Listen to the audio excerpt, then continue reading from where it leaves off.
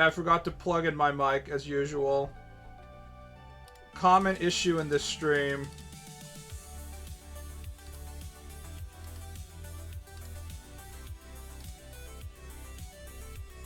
If you don't hear me say anything for like 10 minutes, it's probably because I forgot to plug in my mic.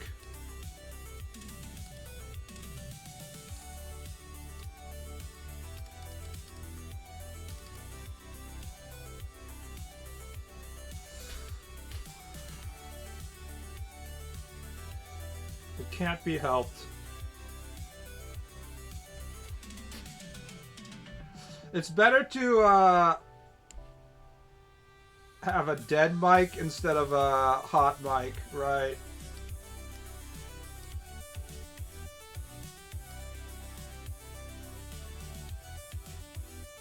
You don't want to be in full hot mic mode and think it's turned off, and then it turns out that all the racial slurs that you were saying were being broadcast live.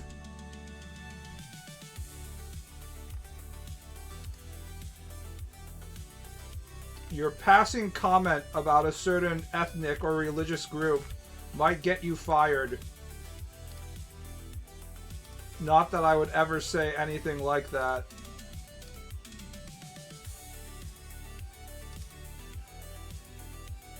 I would never say anything controversial like, say, the very controversial opinion that Fern's boobs aren't actually that big at all, and we've been tricking ourselves into thinking they're huge, but in fact they're very small by anime standards, but the internet would think otherwise.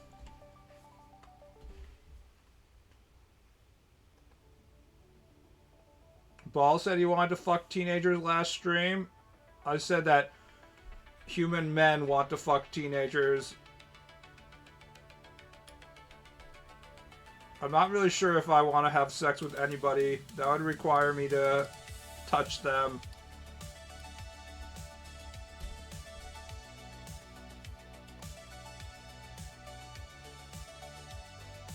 It's nice as a concept, but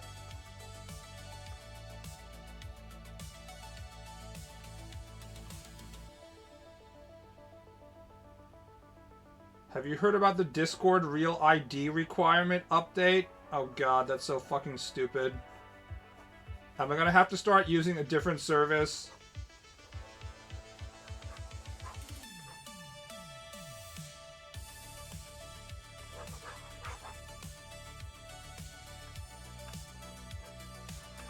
Everything needs their fucking Real ID.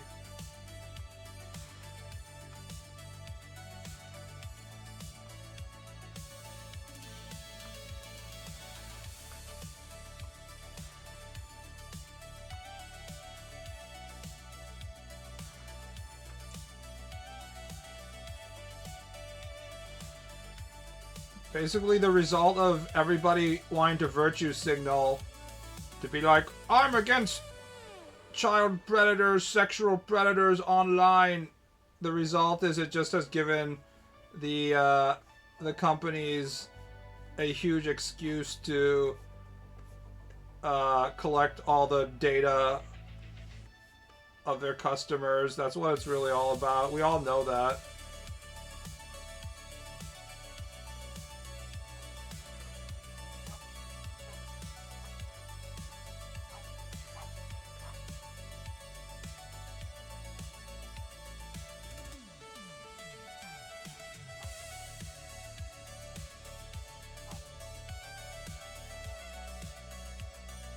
You know, back in the day, we used to know each other by our gamer tags, and that's it. No need for IRL info.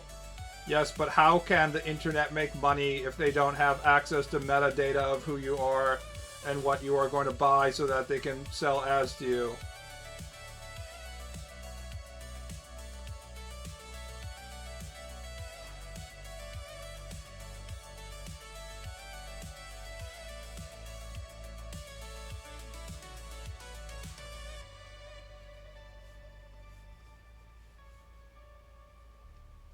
None of this shit is free. Or more like the servers aren't free, and then after that, Silicon Valley needs to have a motivation to continue to, you know, push shit. So, and the motivation is always going to be making money. So.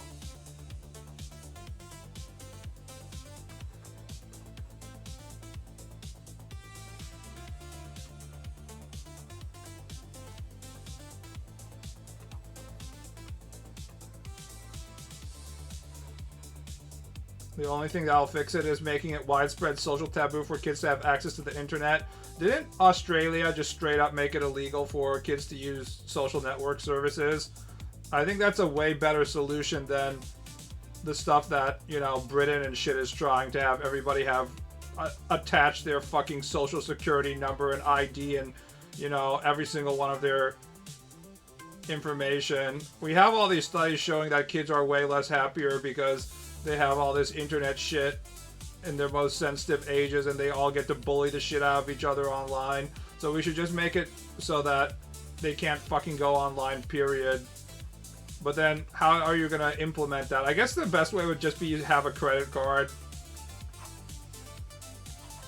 Tie it to something else that is relatively protected, but that you have to be an adult to get, and we already have like a system of making it so you can only get it if you're an adult. So it would be like something like a credit card.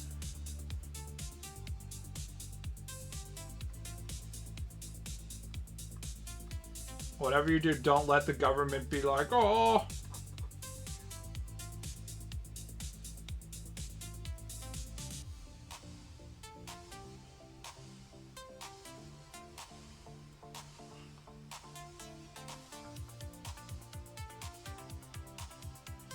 This shit is just them trying to ham-fist AI into shit again. It's like, it's something that, unlike AI, having access to your personal data is actually profitable and they know how to profit off of it because it's just advertising data.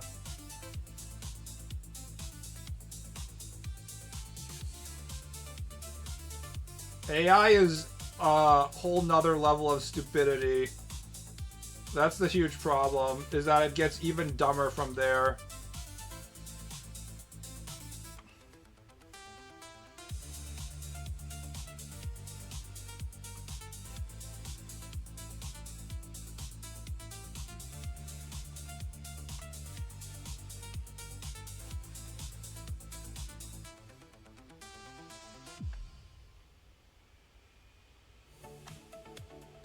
Hello, how are we drawing my brawl buddies? Nuddles your bulge. Good morning, Constrictor. We're at 67 now. Oh, thank you. You're ahead of me.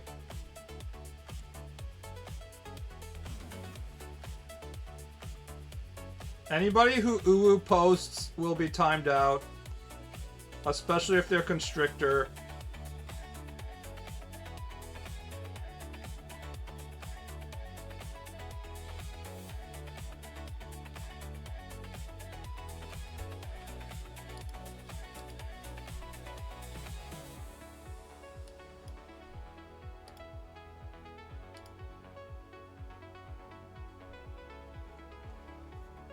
I guess Owo is different from uwu.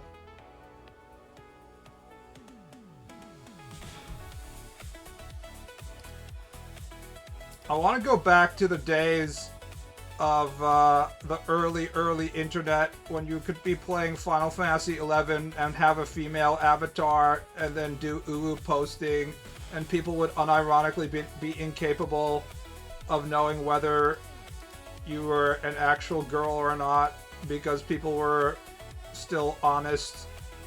They were still interacting with the internet with a level of like honesty and stuff like that. It's like, oh, there's no way this person would lie to me on the internet. They must be a real girl.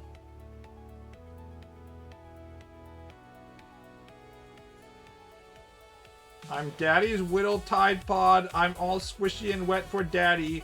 He loves how my bitter taste nuzzles his taste buds and my botanical range scent. But he knows how I'm not meant to be eaten. Wah, don't eat all of me, Daddy. Hehehe, my soap pussy is so wet. I wonder what the Tide Pods actually taste like. Guys, don't eat Tide Pods. They probably only taste like... Isn't it just like ammonia? So it probably tastes like nothing besides just all of the cells of your extremely sensitive mucous membranes dying. So it's probably tastes like nothing, right? Twitch, I'm not advocating for my chat to eat Tide Pods.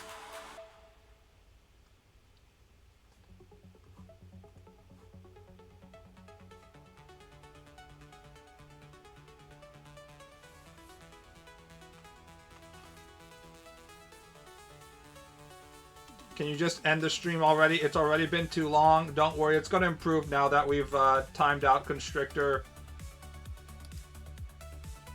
We'll just keep on timing him out until the stream gets better.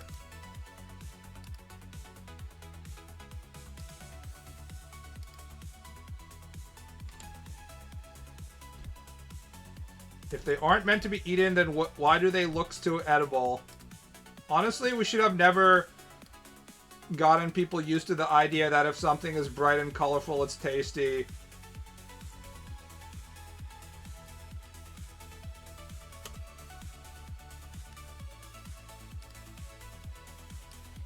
Remember these things, guys? Back in the day, when you saw this thing, you weren't supposed to be like, ooh, look at this delicious Tide Pod colored tasty snack. I'm sure this is extremely tasty because it's so beautiful and colorful. You're supposed to be like, oh fuck, this thing looks like nothing like, you know, anything else. It's so fucking bright. I know what this thing is. It's the thing that kills me if I eat it. That was supposed to be how you're gonna, you know, deal with these things. But instead now we're like, look at this delicious flavor of this bright colored thing.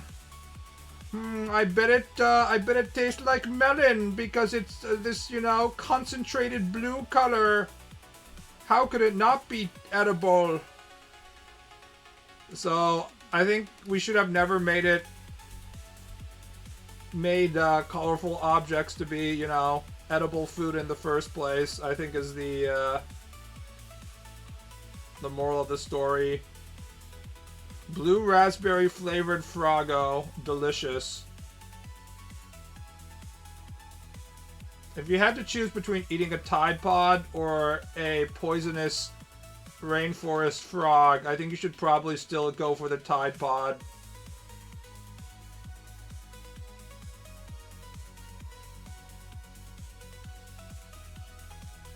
I'm pretty sure the rainforest frog is more deadly.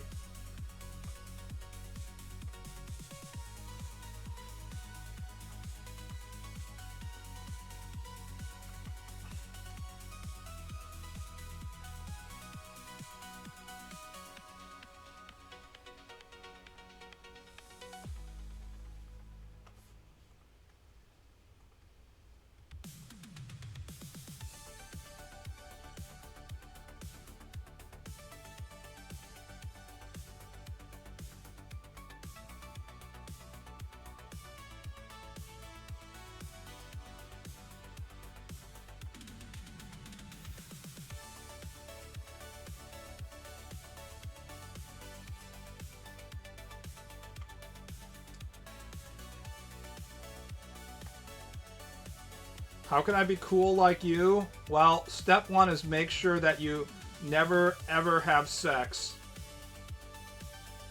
Every time you have sex, the female, as is often the case with females, they drain you from all your riz and bodily fluids and stuff. It makes you less and less cool the more sex you have, so it's important to never have sex and never touch women.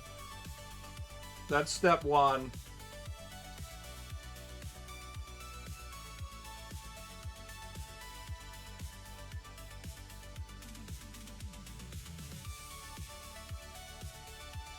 Coolness is stored in the balls. It's probably the opposite, honestly. If you don't jack off enough, you're gonna be really fucked up, so Maybe the answer is to not let women drain you. Just make sure you drain yourself.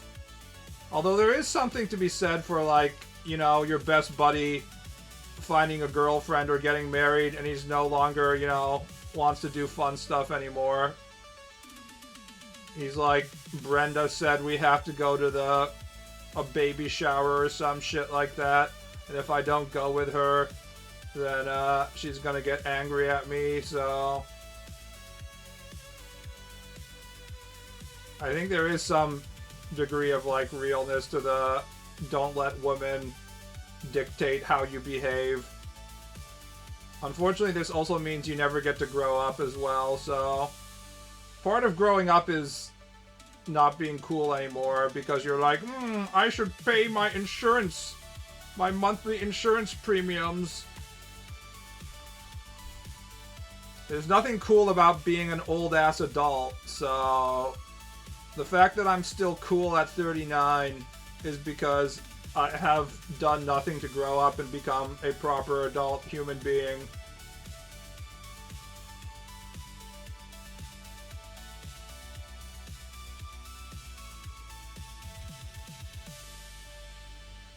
BB doesn't shower, that way his manly orc hormone smell gets spread out. Actually, I shower quite a bit. If I didn't shower, it'd be fucking awful.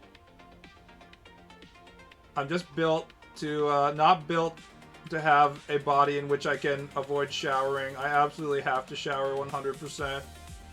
Like, too much sweaty shit comes out of my body. I couldn't get away with not showering.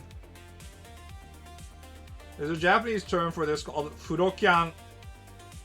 Furokyan. It's called bath canceling. We call it furokyan.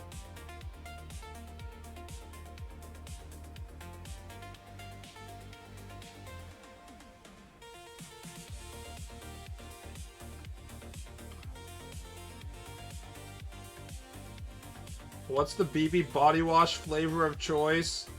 Whatever shit that my late aunt left in the apartment building that I'm using up, because if I don't use it, we'll just have to throw it away. And instead of using body wash, I just take the shampoo and use it to wash my hair, and then also just wash my body with it.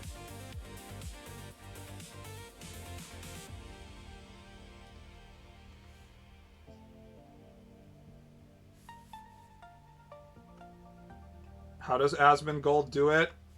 Asmongold just has given up.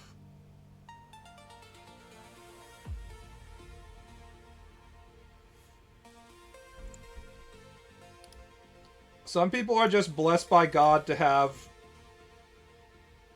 a extremely financially successful life because in the internet are going to throw them money, but also just have a really shitty life because they can't understand the concept of, you know, not drinking soda and eating Wendy's and washing themselves regularly. BB has hair? BB has hair now. Because I figured that part of growing up was like behaving according to societal expectations. So I was like, I guess part of societal expectations is having hair. And also, people in Japan actually know how to cut Japanese hair, so I decided I was going to have an arc in which I have a hairstyle of some sort for a while.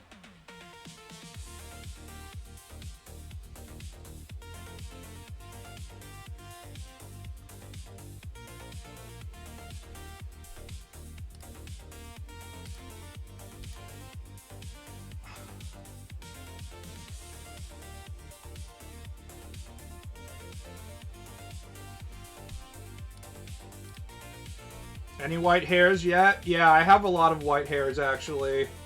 In both my beard and the sides of my head. I actually have white hairs only on the sides of my head, so I kind of look like Reed Richards. But I have my hair cut relatively short, so you can't really see them. But yeah, I'm going Reed Richards old. Isn't Reed Richards, like, in his 40s or some shit? I can't remember, or isn't he even younger? Because he, like, graduated from college when he was, like, in his teens or some shit. I can't remember. But isn't he, like, way younger than, like, he looks?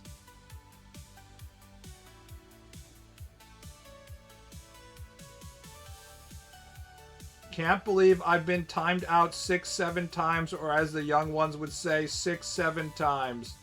Yes. If anybody starts memeing 6-7 in this chat, they'll be banned. I don't want to be the old person, but back in our day, our memes had more meaning. We weren't just like 6-7. Oh! It's the stress from his elastic cock getting tortured that aged him. It's like, no, Sue, please. Please don't create a microscopic, invisible force wall inside my, my penis. Not the urethra. Please, Sue. Please don't torture my prostate using your superpowers. Ah! Common issue. When your wife is more powerful than you. You ready? Are the Oji-san? No. I cannot be Oji-san. The funny thing is, if you're 39 in Japan, people treat you like you're young because literally everybody around you is like 78, so... The thing about old people is they don't want to admit that they're old. So if you're even slightly bit younger than them, by definition, they're like, no, no, you're still young because I'm not old. So this person that is also younger than me cannot be old. It's all very silly. This is why you should be around younger people who are like, LMAO, unk. This guy is an unk for real, for real.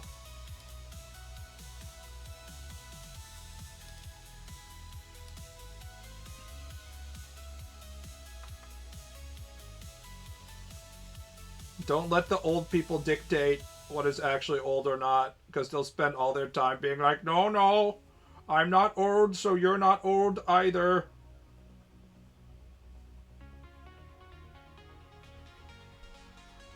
Life starts when you hit 60. Unfortunately, in the Japanese economy, this is kind of real.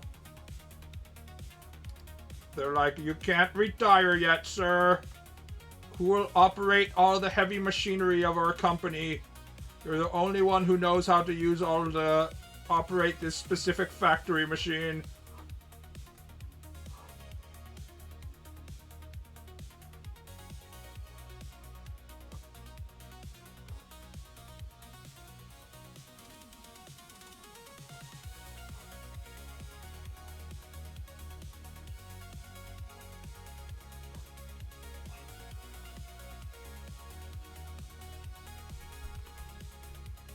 You're still young, laugh cries in mid-30s.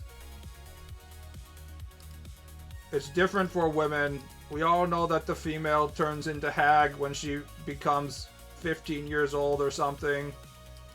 That's what my otaku anime taught me, so...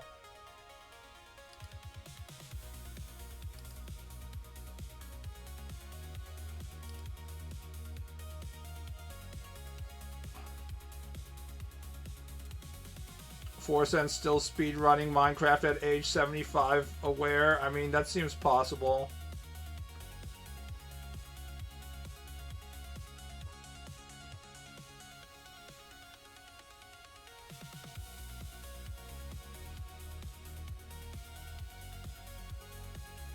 I'm sure Asmongold will still be playing World of Warcraft at 75, even as he complains about it. Whatever horribly irrelevant, completely neutered version of Warcraft is available, I'm sure he'll be playing WoW. After all his teeth have been removed. Actually, haven't his teeth already been removed anyways? I think that might have already happened. I mean, Asmongold probably isn't making it to 75 anyway, so I don't think we have to worry about that part.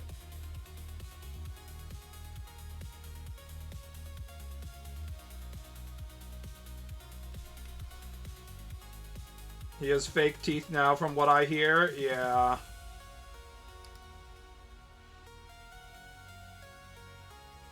Asmongold is definitely kind of a, like, devil's bargain thing.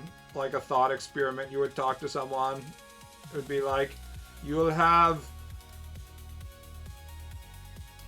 insane amounts of wealth, but you will never be allowed to use that wealth because all you will do with your existence is sit in an incredibly filthy room and eat old Wendy's chili and drink Mountain Dew all day long.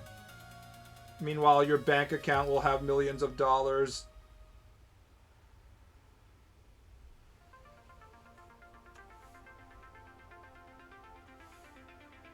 It's like a very much like a purgatory kind of experience, I would say.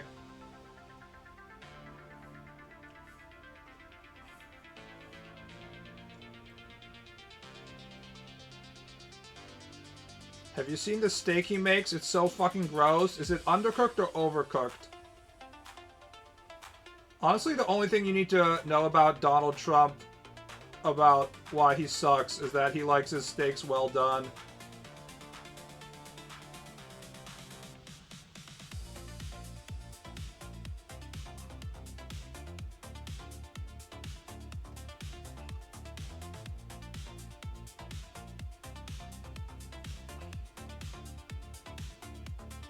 Overcooked piece of shit steak. Now that I'm in the country of Japan where they try and just undercook everything to the point that people are like dying from getting E. coli poisoning and stuff because they're eating like rare steak and it's just like a fucking raw piece of meat. Insert Gordon Ramsay meme. I definitely would be more in the category of like, I'm gonna overcook my meat. But if you can't cook your steak on medium, you probably shouldn't be wasting your money on steak in the first place. Japan has their own problem with just being like, this food, it's so tasty when I cook it with flame.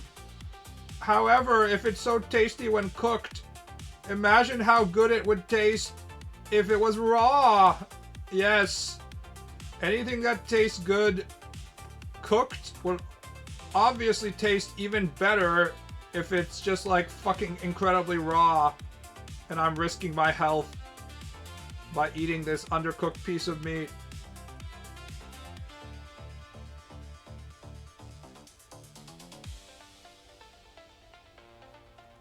But they can't stop themselves.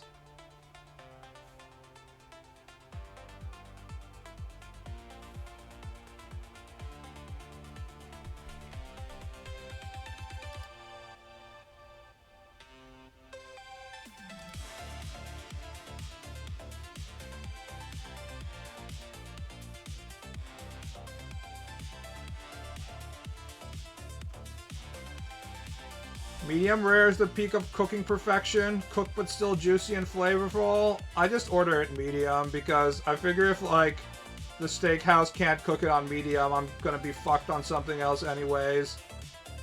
In general, my approach to like eating out is like I just try and order what would probably be the most common order for that place. So if it's a steakhouse, I'm gonna order medium. If it's going to be like a ramen place, I'm just going to order like their most popular ramen.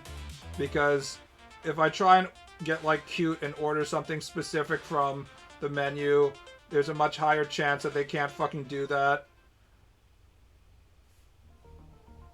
And they say that they can do that, but then you find out the hard way and get fucked. So I'm just like, if I keep it around this level, maybe they'll be okay. Just making it as easy as possible on the restaurant.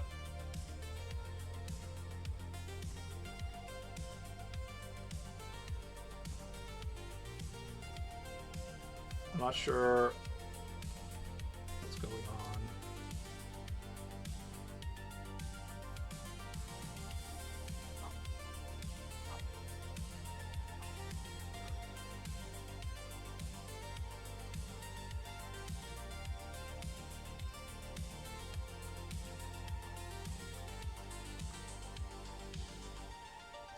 Chigyu all day, every day.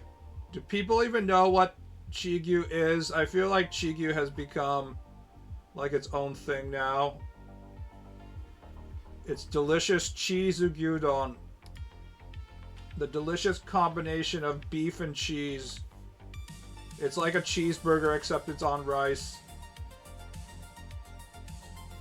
Chigyu shudders.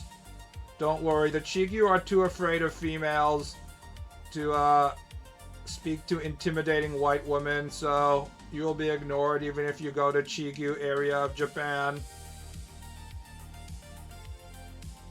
They will hide from you like cockroaches running under the kitchen sink or something when you turn on the lights.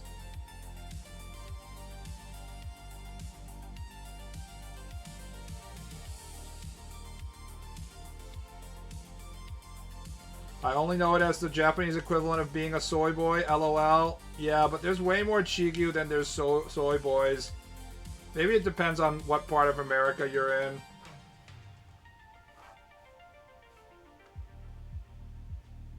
But the Chigyu population is alive and well. I saw quite a few walking around in Tokyo. You might even say that the default mode of a Japanese male is Chigyu at this point.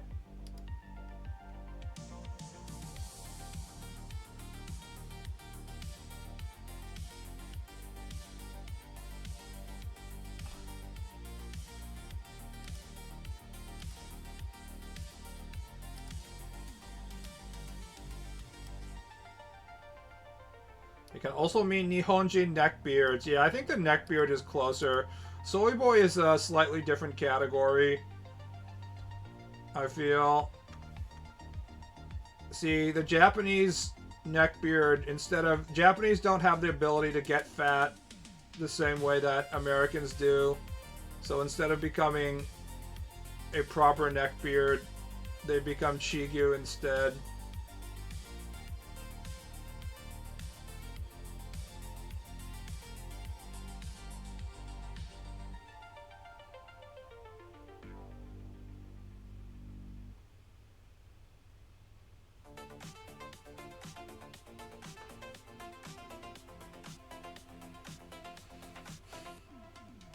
Has anyone commissioned any Deadlock art yet? No.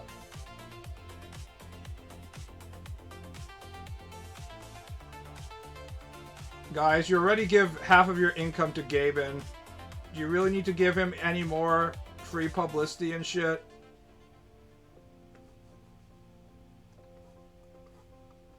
Haven't you wasted enough money in his stupid store?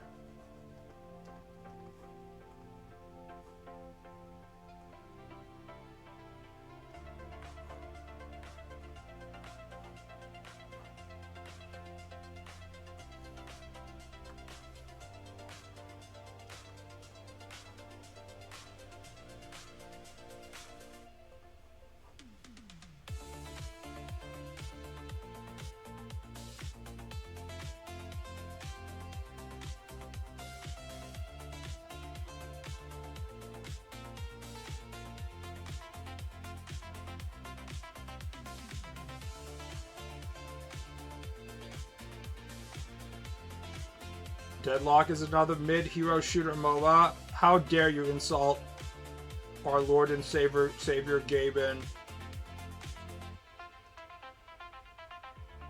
Everything that Valve releases is amazing, guys. I can't wait for the next Artifact update. It's my favorite card game.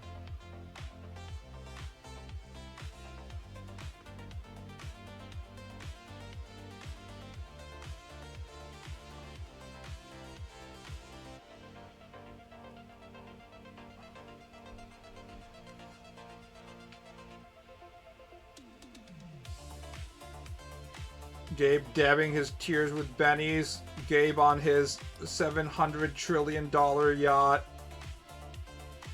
in the middle of the Mediterranean, crying because you don't love him. Look, you've hurt his feelings, guys. Look how sad he is. Shame on you. The only thing Overwatch was good at was Rule 34.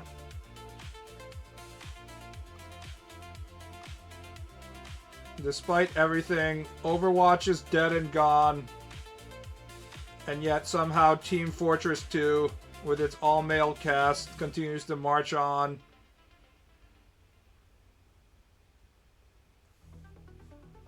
It shows that instead of having sexy females, we should just have hot guys in all our video games instead.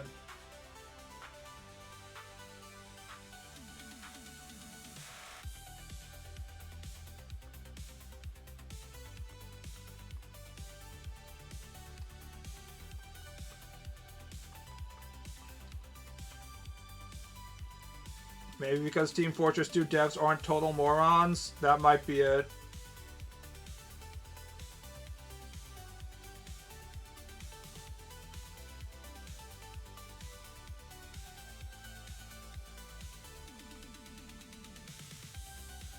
(2026) in 2026 in video games is like the year in which it's like, oh, you weren't a total retard, let me give you a medal. That's basically what it's gotten to.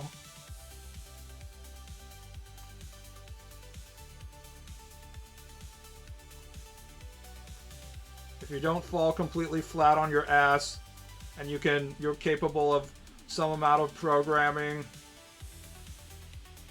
2026, it's like, good job, boy, you did it. How about instead of insulting our fan base and producing something that nobody wants, we make a video game that people like, and then everyone's like, oh my god! They made a video game I like! Oh, holy shit! That's basically what Helldivers is. It's like, what if we made a game that was fun, and then they had to shit the bed thanks to Sony being like, now you have to link your ID, people. And all the Steam users were like, Ree! I will never link my ID ever! Ah! Classic, like, corporation wants to inflate their, number of... their numbers for, like, number of people that are attached to our service or whatever for the stock market value. And then they fuck it.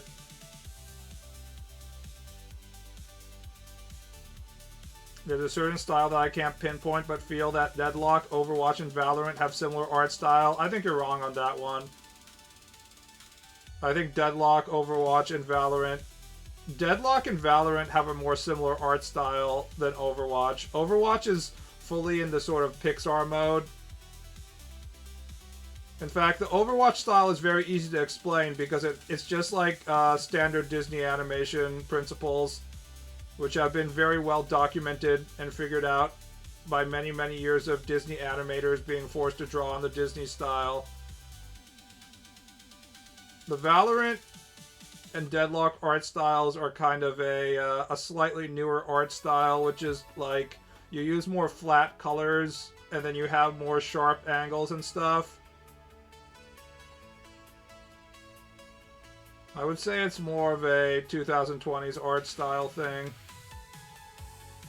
It feels like it has some kind of connection to how all the icons for everything are like flat color now. I think it's mildly related to that. The less is more approach, but they're not very good at it kind of art style.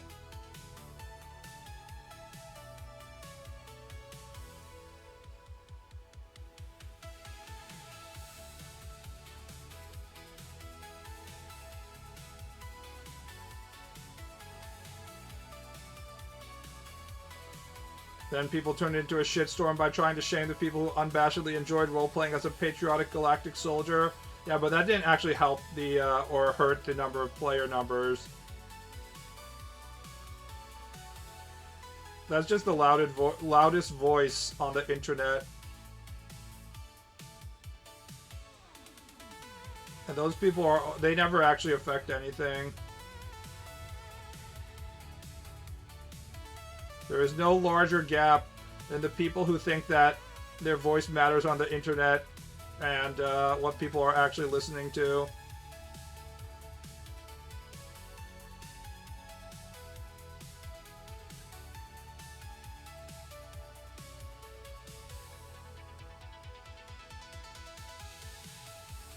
You have to reach this like critical mass of people that aren't just the people who are constantly angry on the internet, and then shit changes a little bit.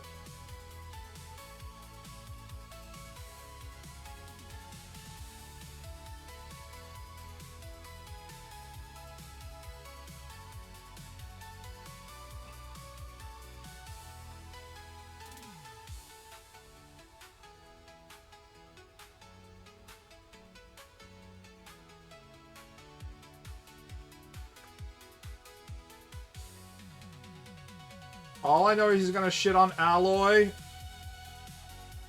Alloy is the ugliest main character that we've had where a video game franchise is like, we will base our entire video game franchise IP around this character.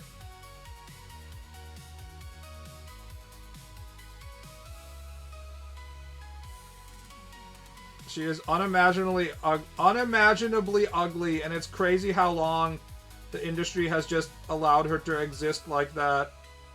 I don't think there is a single person who bought Horizon Zero Dawn or Horizon whatever being like, oh, I sure like this main character.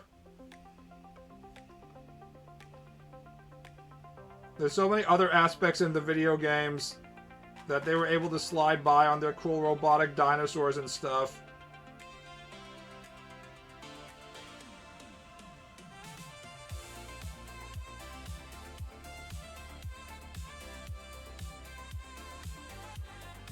She's also incredibly annoying as a character. Also, the video game itself isn't particularly that good. The funny part is that besides Alloy, all the other characters are also like ugly and their art styles are cringe. Is it any shock that Japan is beating the brakes off of American media right now? On the other hand, this isn't anything new. America has for a very, very long time been incapable of designing attractive female characters, so this isn't exactly a new development. It's just that the ones in the video game industry, in many cases, they are purposefully made uglier, especially when you like compare them to the original actress, and then you look at what the character looks like in game, and you're like, oh shit, they actually made her uglier on purpose. That's fucked up.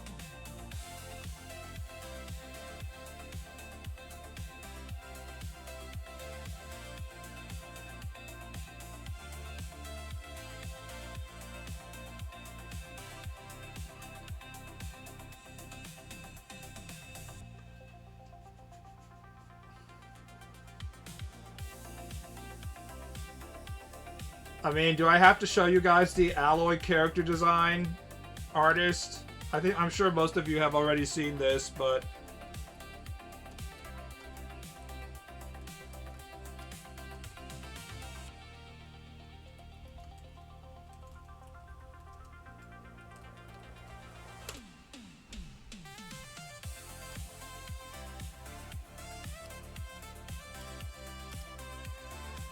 I'm pretty sure this was drawn by a female as well.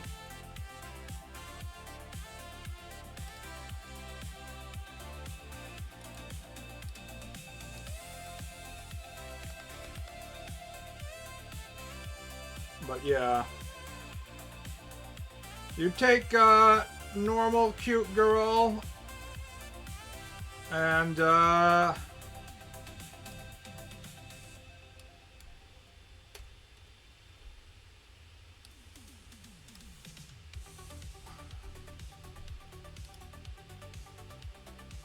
instead we end up with this, guys.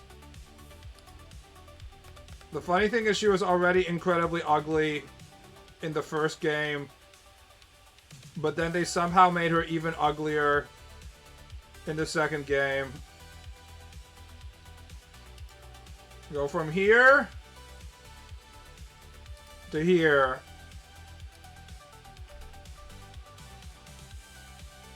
She was already extremely mannish face in the first game, but then they're like, somebody might get a slight boner if they see her.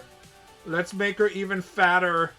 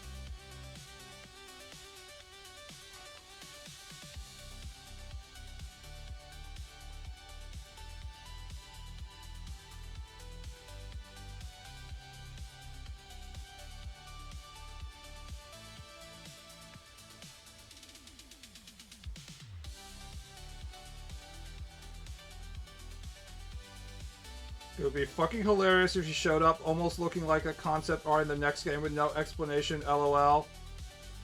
We don't need to talk about Alloy. I assume the person who started the Alloy conversation was talking about the latest Concord-like, as we like to call them, which was a Horizon-themed, what is it, a MOBA?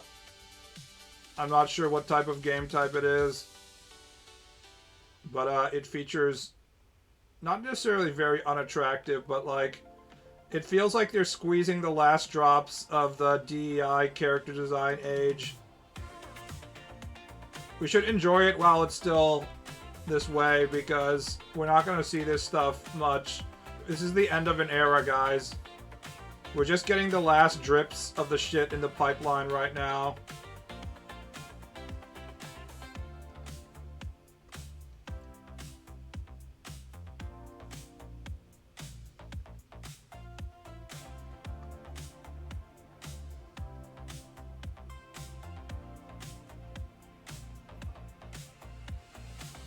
We know this because Concord was such a massive disaster that it's become like a warning sign in the industry.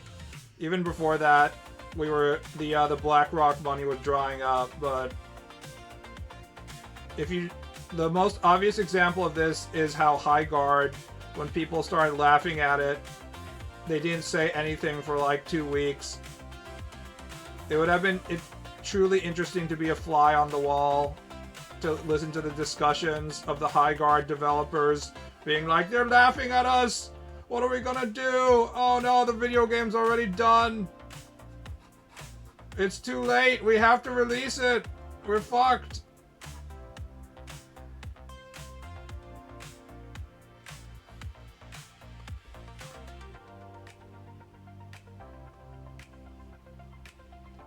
So enjoy it while it's still there. There'll never be another Concord in terms of development costs compared to the massive financial failure.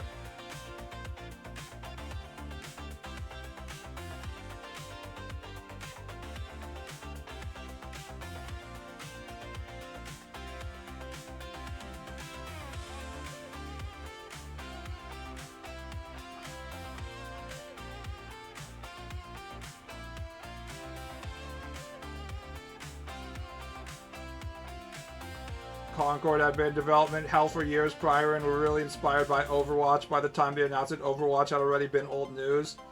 High Guard is literally the words, the title of the video game itself is Overwatch. Over, high. Watch, guard. Everybody was pointing this out, but for those of you who weren't on internet when it dropped,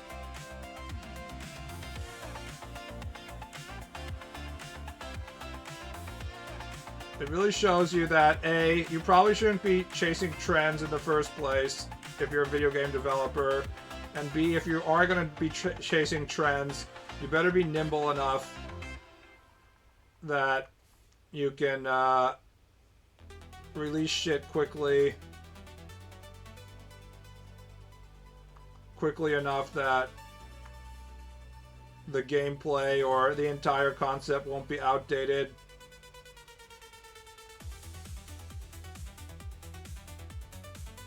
By the time the game comes out.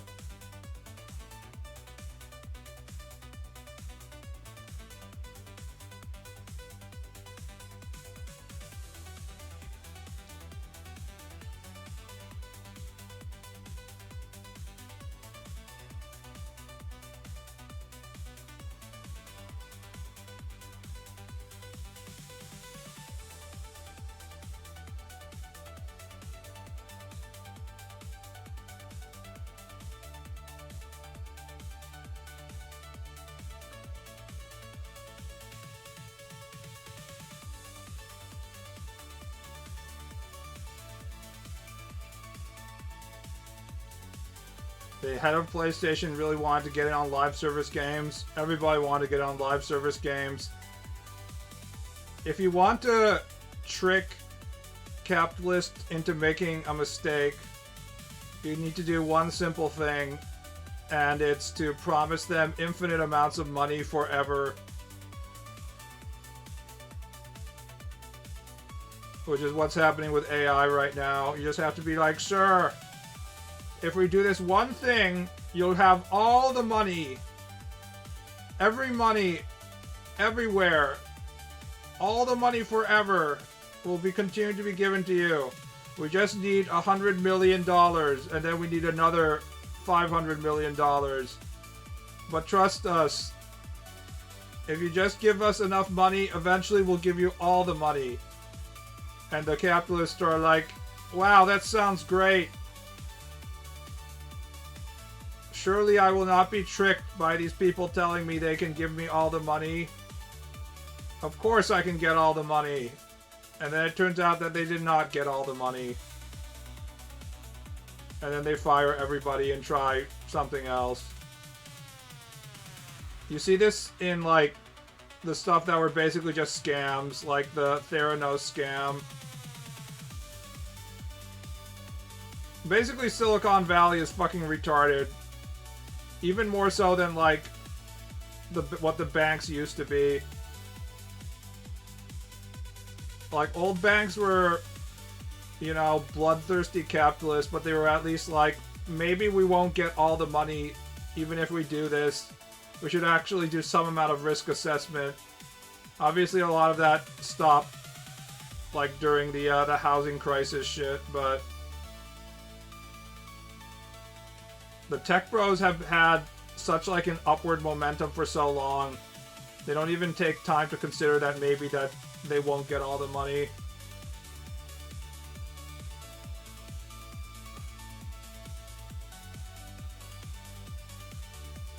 Elon says he's going to build a city on the moon now. How about you make a car that's semi-functional instead of that horseshit Tesla? Is that capable? No, that would be too difficult. What am I talking about?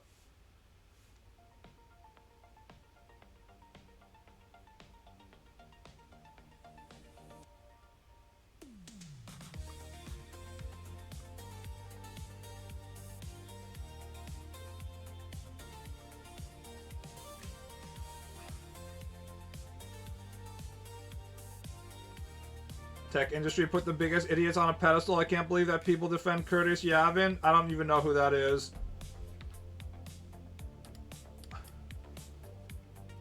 Curtis Yavin.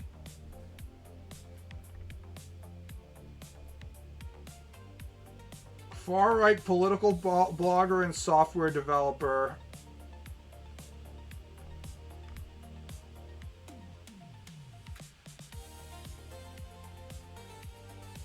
He argues that American democracy is a failed experiment that should be replaced by an accountable monarchy. Keck W. Well, you can see how this appeals to the retarded rich people. He's just someone whose job is to say stuff that rich people like.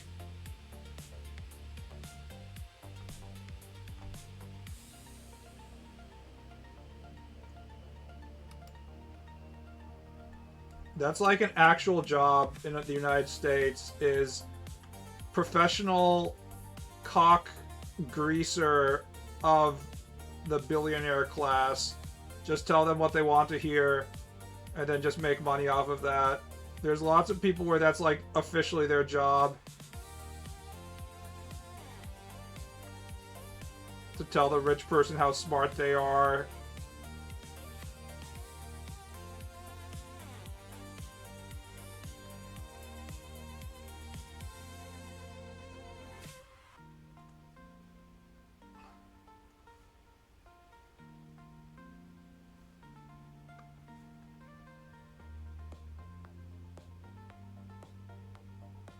Imagine having to bow to Peter Thiel while he juices and rants about accelerationism. It does bring up the question of which billionaire, if you were forced to live under as like the god monarch of entire society, which one would you prefer if you have to choose one?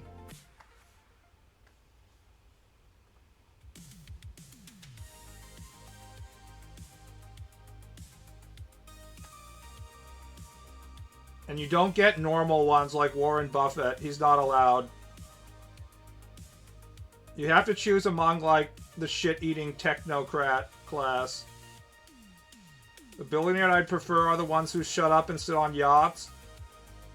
Who would have thought that there was some way to make the old money billionaires somehow look like the sensible ones? And yet that's where we are.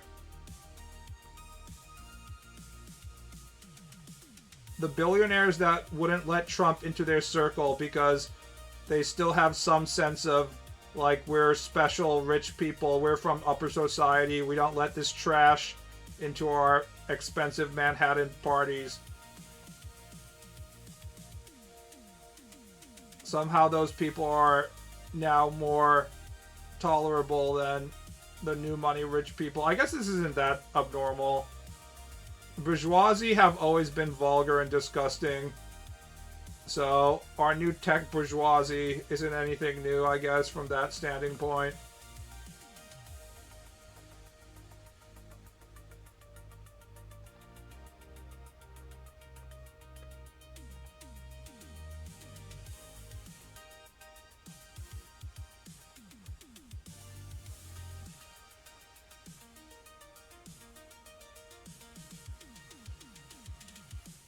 God damn it, I was going to pick Warren Buffett. Unfortunately, he's not eligible. We're not going to allow billionaires that are tolerable in.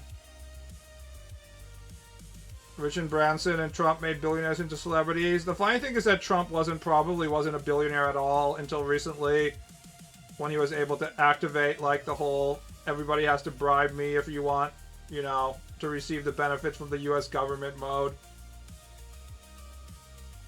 Because he had a lot of money, but he also had, like, a massive amount of debt, so there were all these studies that showed that he probably wasn't even close to being a billionaire.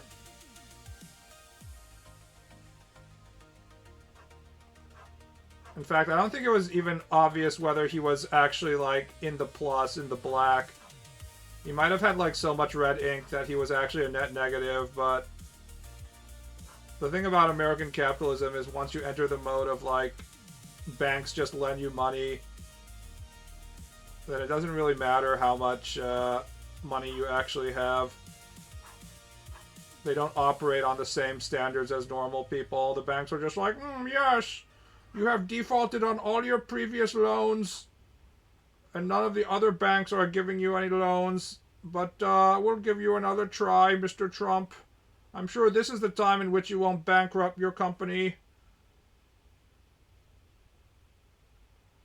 The way capitalism works is that once you enter this, like, a certain area, like the no-fail zone, it really is truly very difficult to fail. Because the money is just designed to sort of circle around and come back to you. And on the flip side, once you enter, like, the full poverty zone, then it's almost impossible to exit the full poverty, like, generational poverty zone as well. Because, like, you need to eat, so then you pull out a payday loan to eat. And now you have to start, paying the interest on a monthly basis, and so on and so on. The power of interest right there. It infinitely goes upward and infinitely goes downward.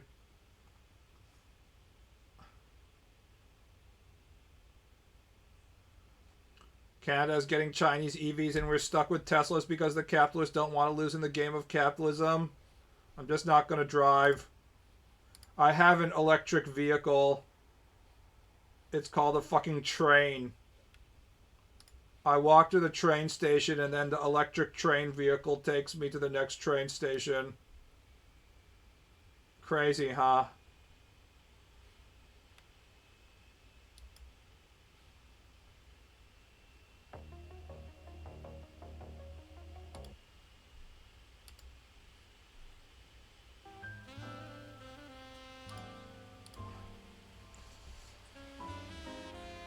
America is the same 5 corporations sending 7 trillion fake dollars to each other in a circle over and over again. And then the crazy thing is that the world's second largest economy, China, is basically the same thing, except it's local governments and Beijing sending money to each other or faking shit.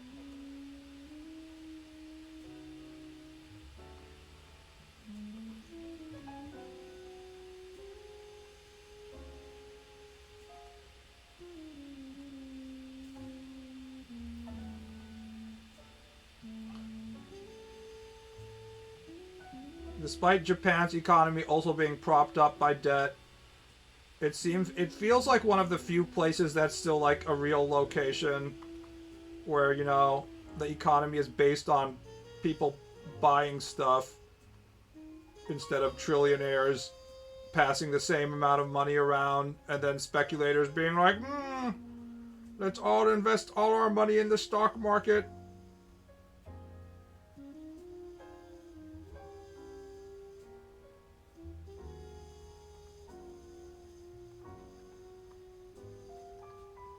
The Japanese stock market is back up to the 80s peak. Well, that's also kind of meaningless.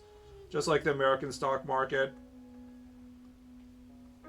The stock market is never real until you cash out.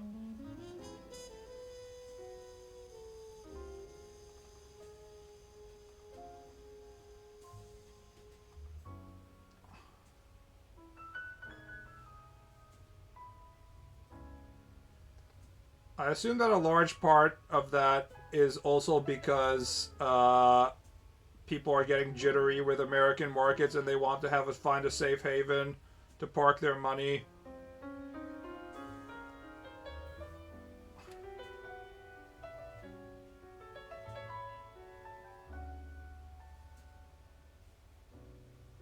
It's mostly that China has more access to rare earth minerals. And by access, we mean they're like strip mining certain areas using like acid and stuff. And then like everybody downstream of that area gets like fucking lead poisoning and dies. But they don't care because it's China. That's what we mean by access. I remember when I initially heard about the problem of like China having all this rare mineral shit that other countries don't, and I was like, oh, That's crazy about the Chinese technology. It really is the Chinese century, and then it turns out that it's that rare minerals are available pretty much everywhere. It's just that like the strip mining process is extremely bad. So it's just another issue in which China's superpower of not giving a shit about their own country's citizens is coming into play.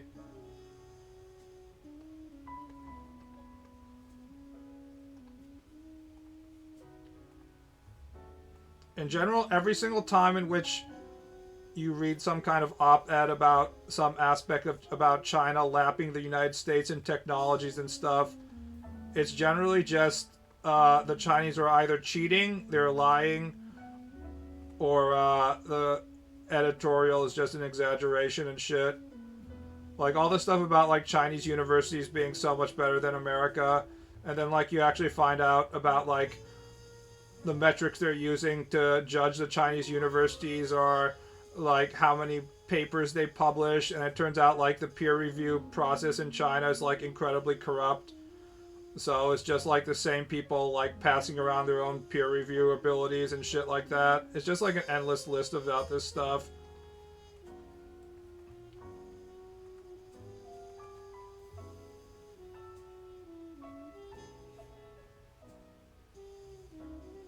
They also have direct dealings with Western Africa. Again, another location which you can strip mine and then poison everybody in the area and you won't get in trouble.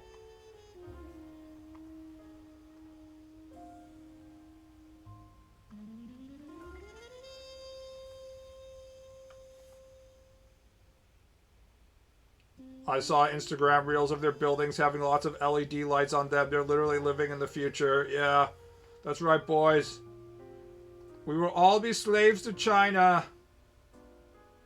There were so many editorials like that back in the day, and you still see a few of them.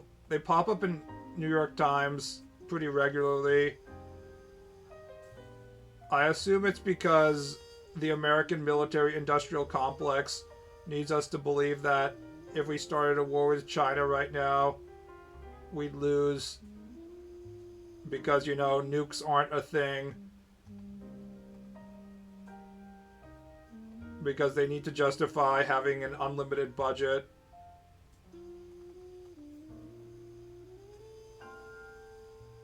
If we tell people the truth that no country even has like 1/4 the military spending that America does, and no country has any chance of beating America in a war, then they won't get more money. So they have to be like, guys, China is so far ahead of us. We're hopeless against the Chinese menace. Please, we just need $800 billion more to develop our new plane.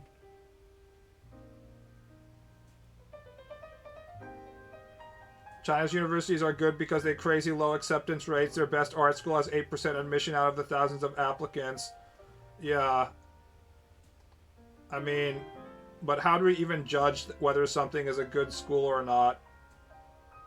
Isn't the whole point of school to allow you to graduate and have a job? Which is something that, you know, young Chinese people are completely, you know, incapable of having, right? Because the economy is fucking a mess owned by the Chinese Communist Party.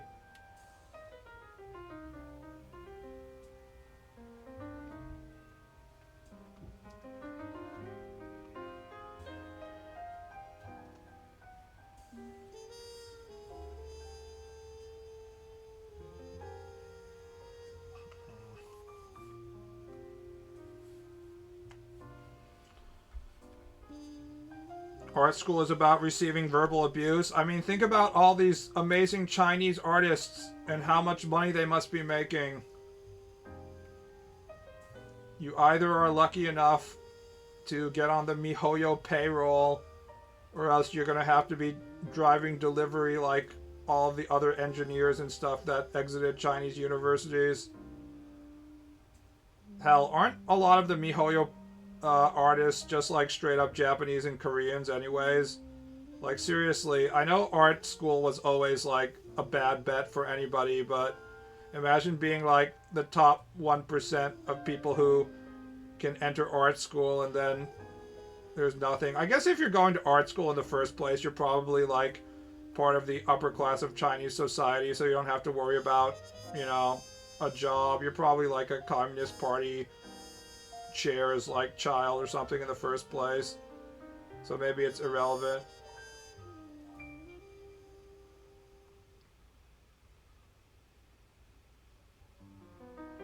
This whole generation is fuck, we're fuck, BB, Pepe, W. I guess. I mean, it can be so much worse.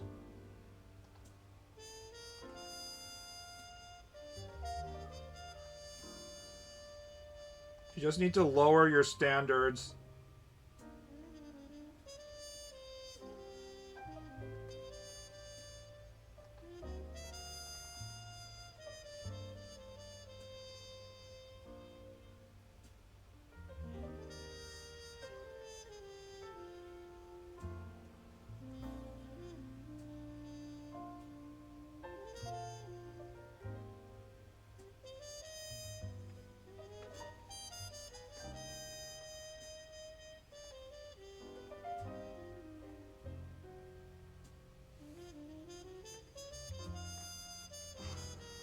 So, did you guys watch the Super Bowl? All the, my European Handeg fans. I'm sure you saw the American football sport.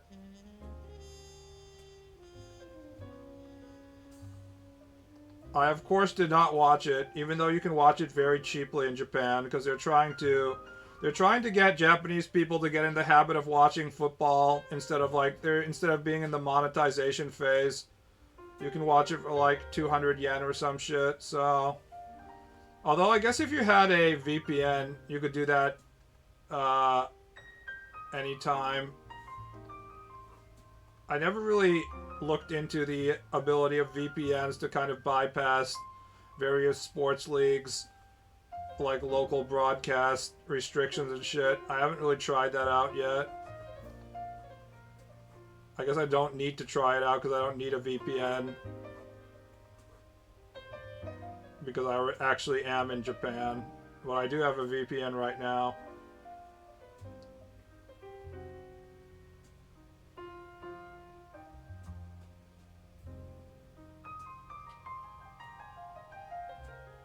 Seahawks won. Patriots played like absolute ass.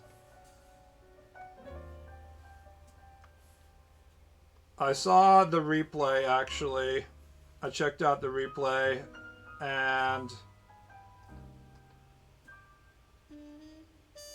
I've never seen a four-man rush defensive line shit on an offensive line that hard, honestly.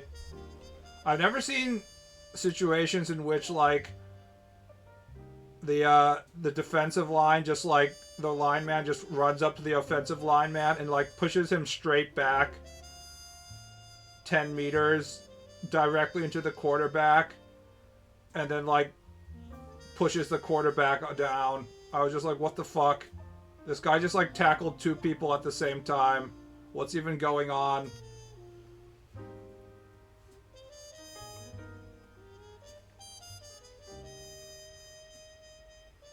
It turns out that your linemen are important. You probably need to have a good line if you want to play American football. Who would have thought?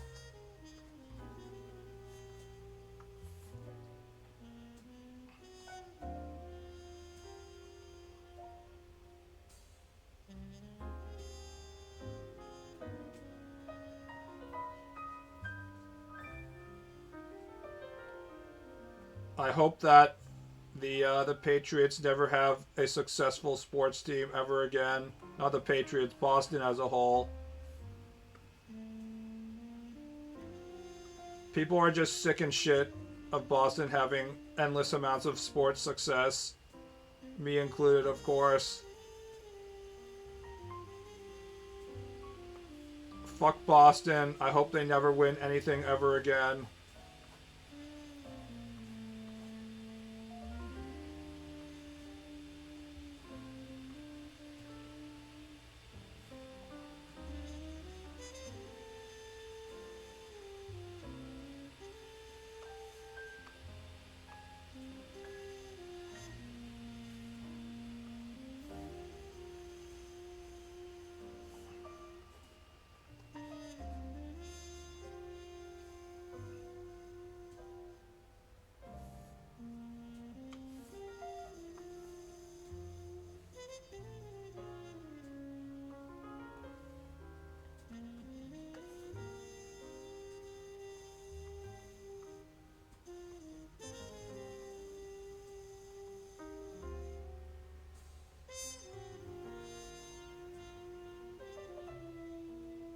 Boston has Dunkin', that's where it peaked.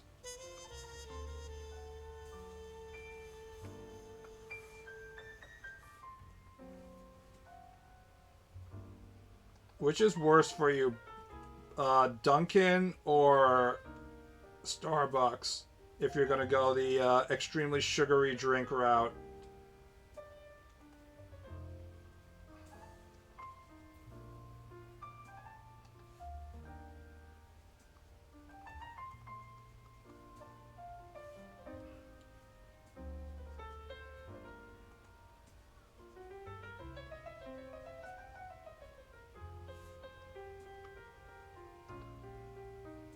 Isn't Starbucks more expensive and scammy? Don't worry, they're both expensive.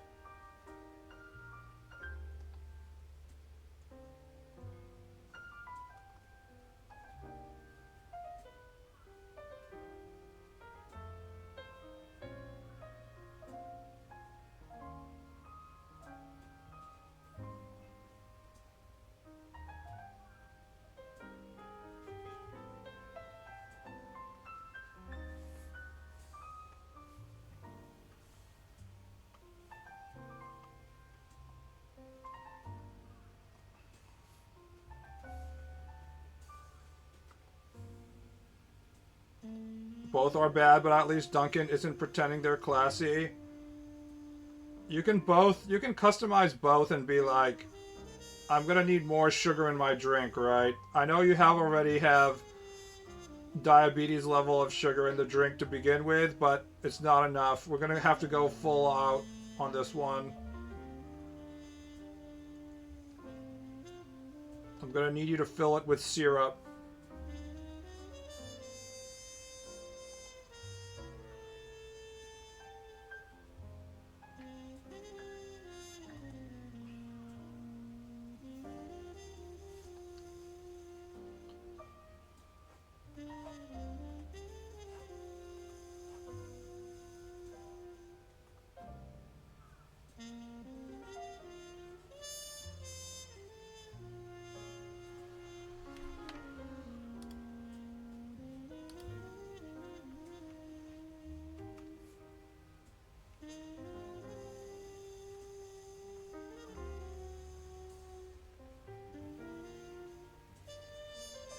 I don't know any sane person who wants those drinks full of syrup, much less more. Full syrup is disgusting. I thought that, like, as a proper white woman, you're supposed to be like, I need my pumpkin spice latte with extra whipped cream or some shit like that. It's an important part of the white female experience.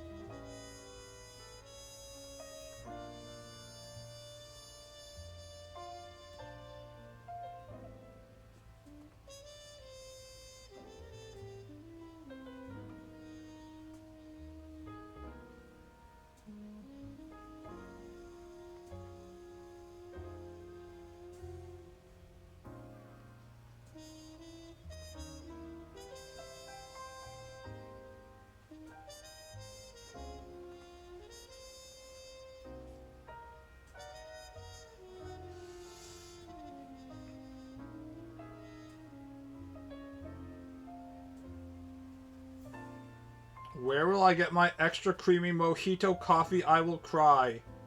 Boba is the new Frappuccino. True. I think you're right about that one. Get your taro emo flavored boba with like 10,000 calories. Matcha extra cream boba full of tapioca.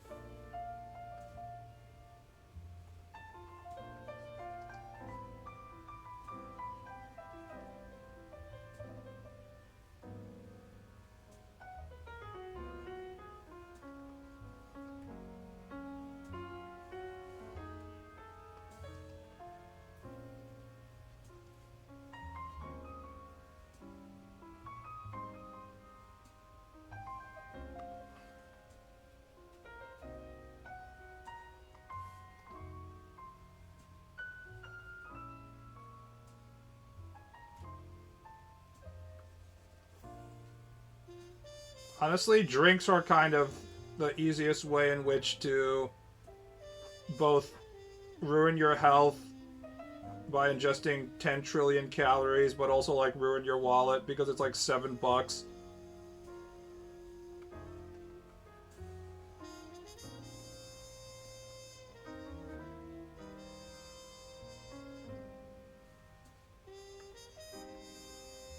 Nothing like starting off my day with a $8 gigantic... I mean, if you count like the number of calories, I guess the $7 price tag isn't that bad if you think about it.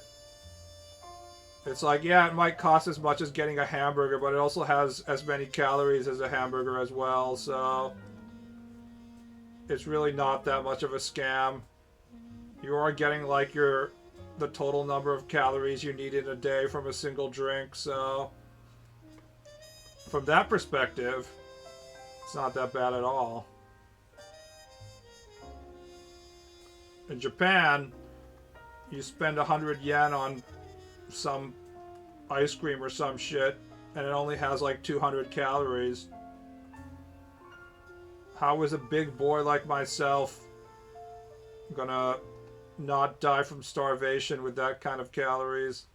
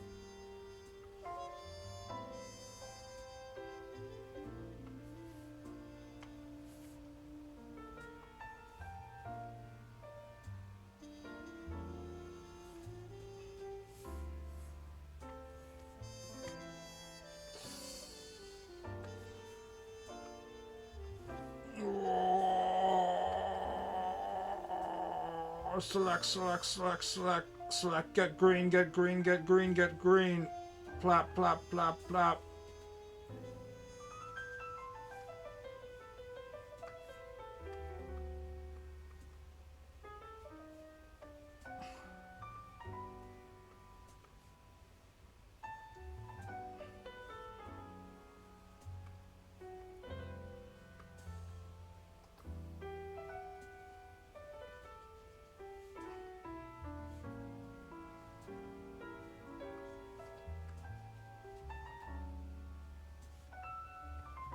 My favorite hair color, I miss it. There is a Fern character who has green hair. I don't know what she's called, but I've seen her before.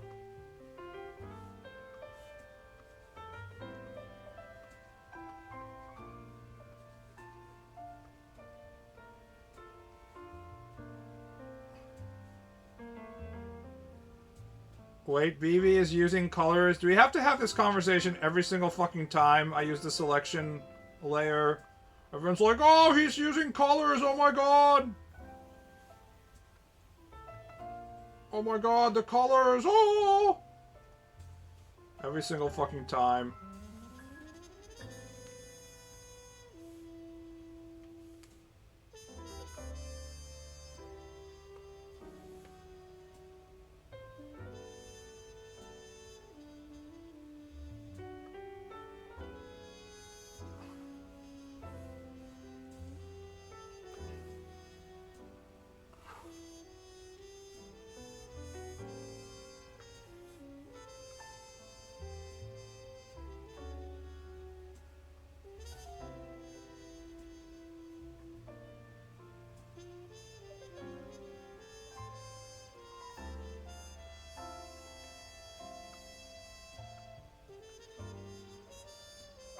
Colors in my picture. Black is a color. It's the most beautiful color of all. Now that I'm in Japan, I get to see all these crows hopping around. And they're just these big black birds. They're most beautiful.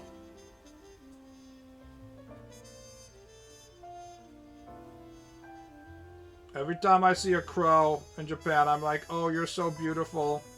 You're the most beautiful bird out there. And the crow looks at me with its like 7,000 IQ and it's be like, bitch, give me food. I'm like, you're such a pretty bird. You're so pretty. So black and shiny. And the crow's like, fuck you. Give me food now. Why are you looking at me if you ain't gonna feed me? Actually, the crows around here don't expect to be fed. Some of the sparrows just will straight up hop up to you because, like, they expect you to give them food. But the crows are like, nah, I'm gonna take my food. I'm not reliant on this human thing. I'm gonna open up the garbage bags myself and pick at what I want.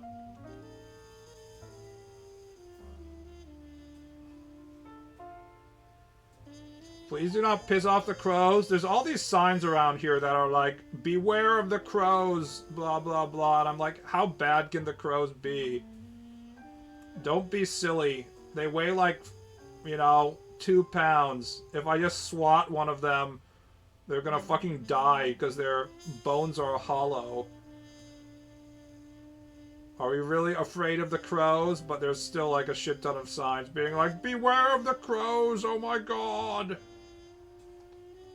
What is this, some stupid ass Hitchcock movie? Bitch, I'd like to see these birds try and hurt me. These bitches are built to fly. The moment I slap one of them, every single one of their brittle ass bones is gonna break into 1,000 pieces and they're gonna die.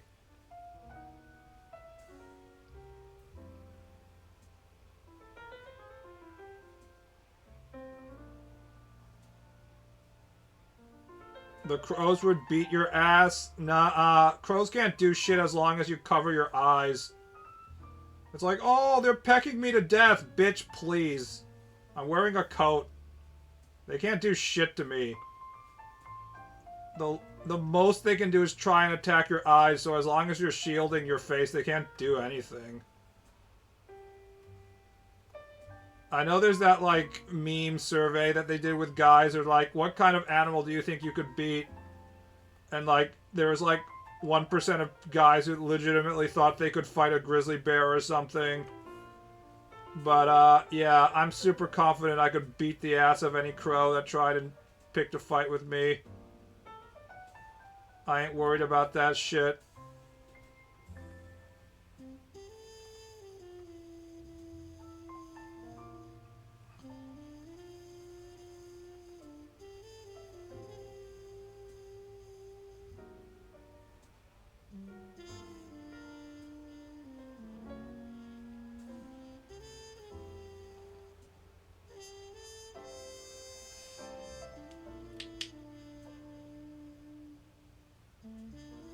The crows were bad at the base in Japan. They remember people and will dive at people for weeks. I mean, they remember people, which is why you have to just be their buddies and feed them. Obviously, the local municipalities don't want you to be feeding them either, but... Go to the local convenience store and buy some delicious potato snacks. And give it to the crows. Now you have crow friends.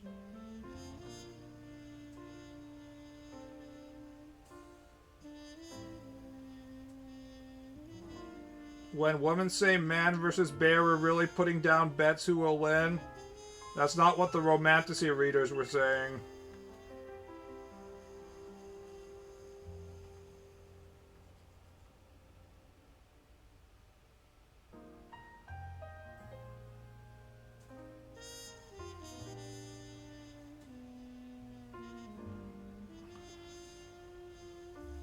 You could fight a bear, you wouldn't win, but you could fight it. I have to worry about what location in Japan I'm going to go to, because, like, if I go to the wrong northern prefecture, they're full of bears, so... Your jogging route isn't very fun. when a bear can just show up and eat you.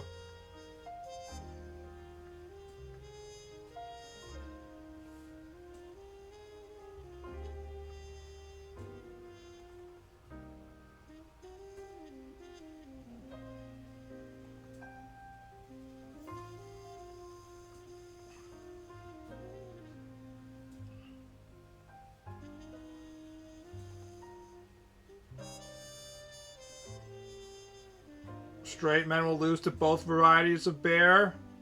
No! Please, Mr. Bear, sir, don't suck my cock. I'm gonna lose to your incredible fellatio technique. Ah, the gay man is too strong. His cock-sucking skills are too powerful. He's fingering my prostate. No.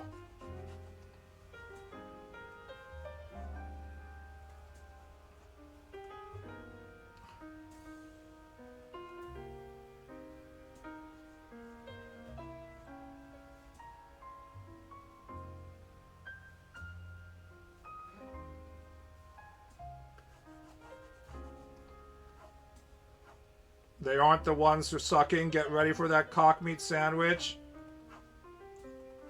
Don't assume. There are some aggressive ass gay guys who are into this cock sucking portion. I know because I was checking the gay. I forgot what the site was called. What was it called? It was like Tinder except worse. But, yeah, just because the guy is like a huge, massive, muscular guy doesn't necessarily mean he's out to get his dick sucked. He might be more interested in doing the dick sucking.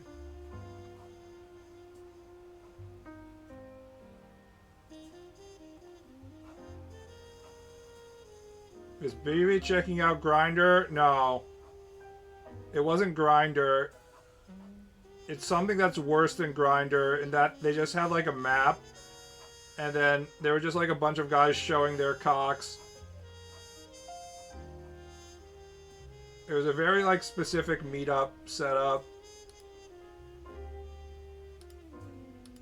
Built around trying to get as much STDs as possible.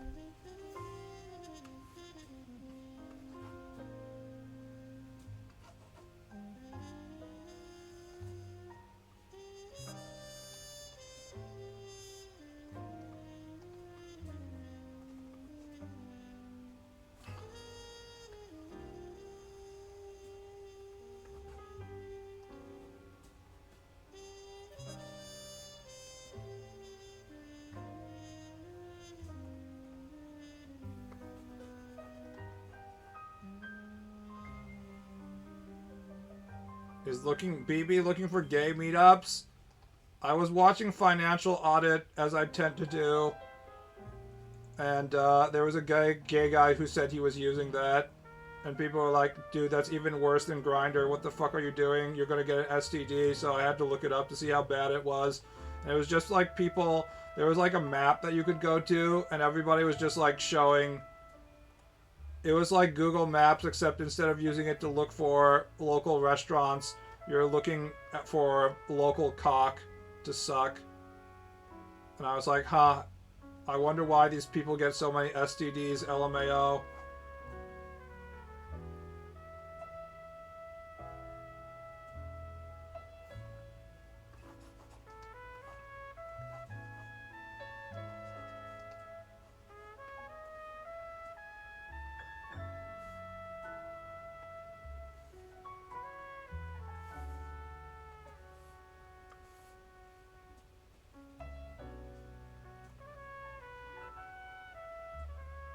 You watch the audit? I watch it a little bit. I'm getting bored of it because it stopped being about financial shit and it's just become completely like Jerry Springer. Find the most emotionally unstable dumbasses we can find on the show, so I can only look at retarded people for so long before I get bored. Ultimately, I find intelligent people more interesting than stupid people.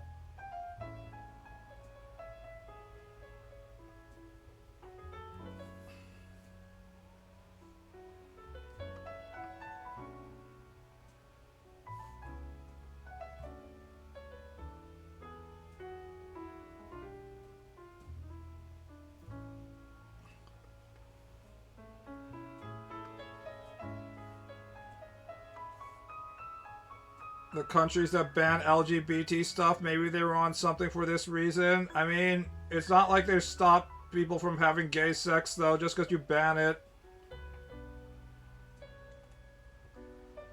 If anything, you're only encouraging guys to have illicit sexual encounters if being gay is illegal. It's like, oh, thank God people don't have gay sex now that we're homophobic. It's like, nah, they ain't stopping being gay, bro. That's not how it works.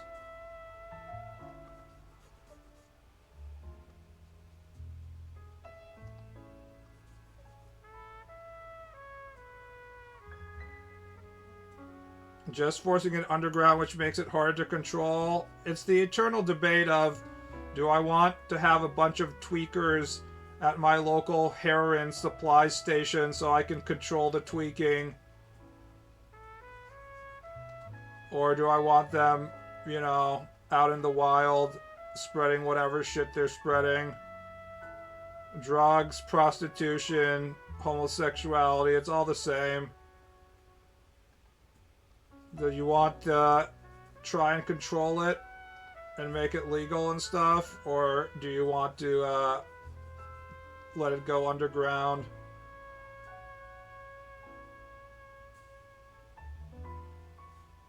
There were these, the liberal states that made, what was it? They had like, what was it, like heroin rescue stations and stuff. I think they did have increases in drug use. I think there's differing opinions on whether that approach to trying to control illicit drug use by providing safe spaces for people to shoot up, whether it's a success or not. I haven't checked in on the conclusions on that. I don't think they have like clear ideas of whether it was a good idea or not right now. But it was definitely, people tried. Obviously the opposite of just being like, we'll just put you in jail didn't work as well either, so. Americans just like drugs too much. That's kind of what it comes down to.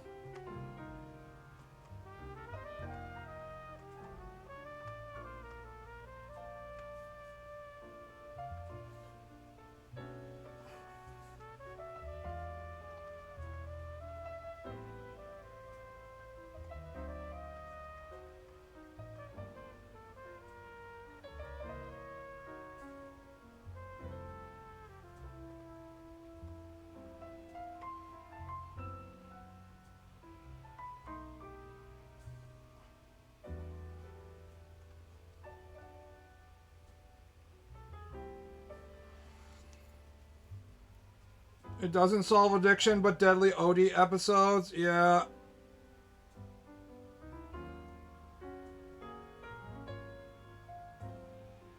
Amount of fent overdoses in the US is crazy. Fent is just a great drug in that it kills you super easily.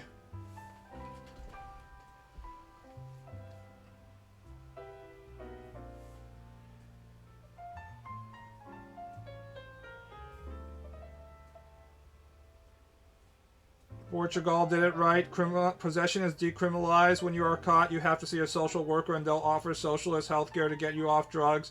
If your addiction is too bad, they'll prescribe you drugs so you don't buy drugs from the illegal dealers. But Nancy Reagan said that this egg being fried was my brain on drugs. I'm sure Nancy Reagan has the best drug policy out there. I choose to trust her instincts.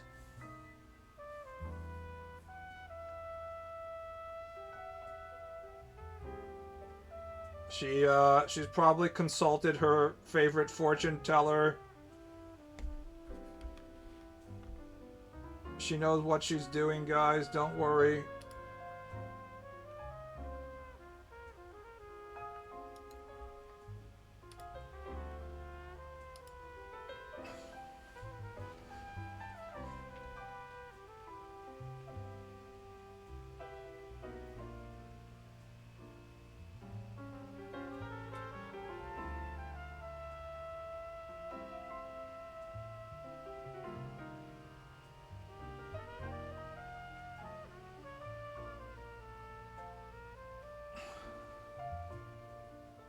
Nancy was qualified at one thing, and it was glug, glug, glug. How can we assume this when we haven't personally experienced the throat goat blowjob? You're just assuming things. I guess Fern's ears are visible often.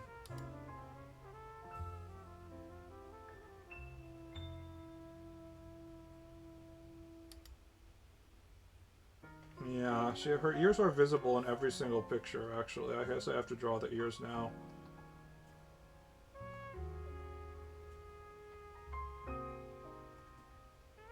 From this angle, they probably wouldn't see it, but we'll just put a very small white line here.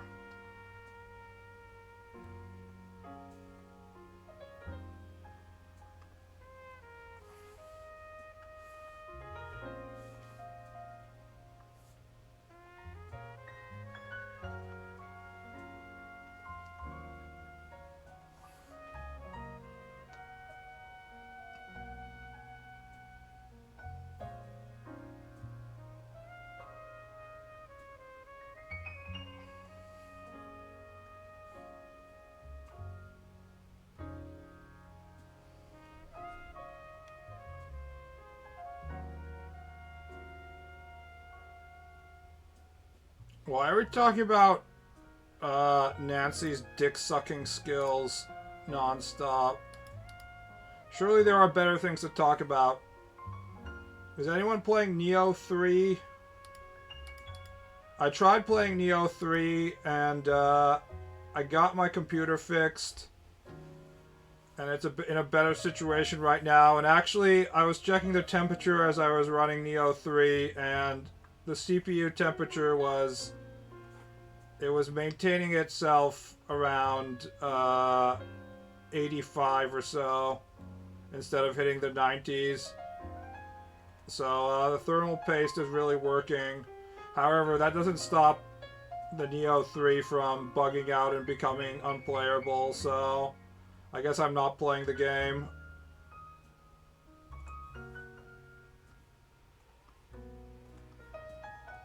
Some kind of driver issue, maybe? I don't know. Actually, people said it was a CPU issue. But it's not a cooling issue, that's for sure.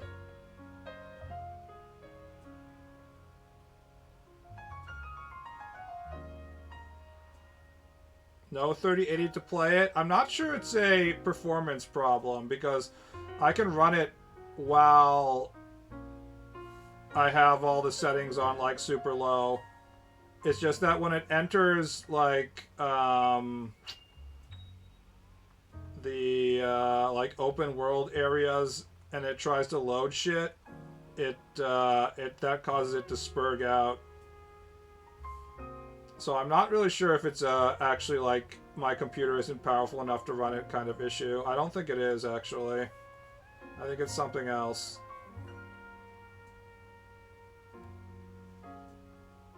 This is why I'm a console gamer, just to avoid that kind of bullshit.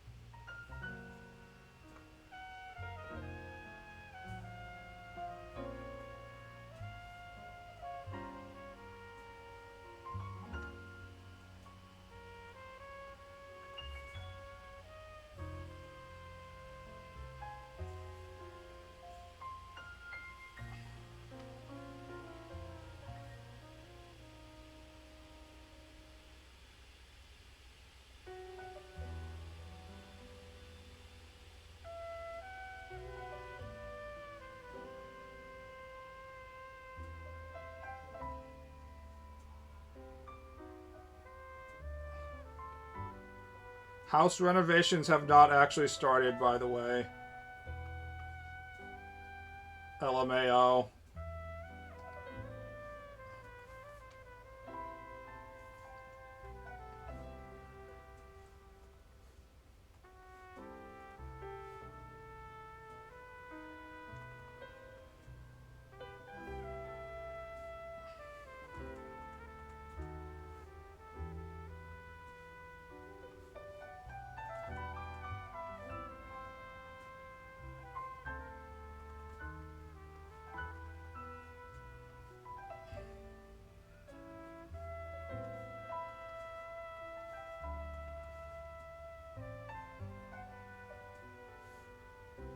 Snail's pace? I mean, it's not even snail's pace. I guess you could say there's some amount of forward movement because they've got the permits and shit. But even that is like... Literally no construction has started, so... I ain't going back to America anytime soon.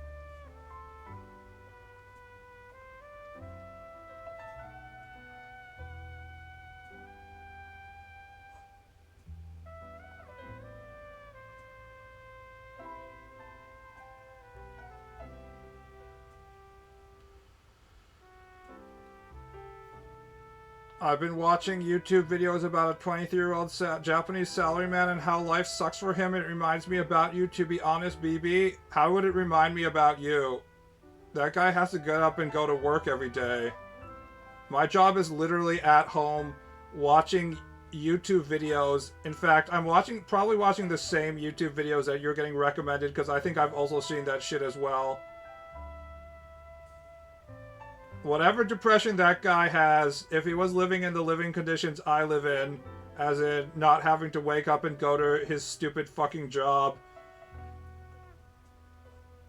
while being in like a shitty train full of ugly old salarymen just like him, he wouldn't be very depressed, I'll tell you that.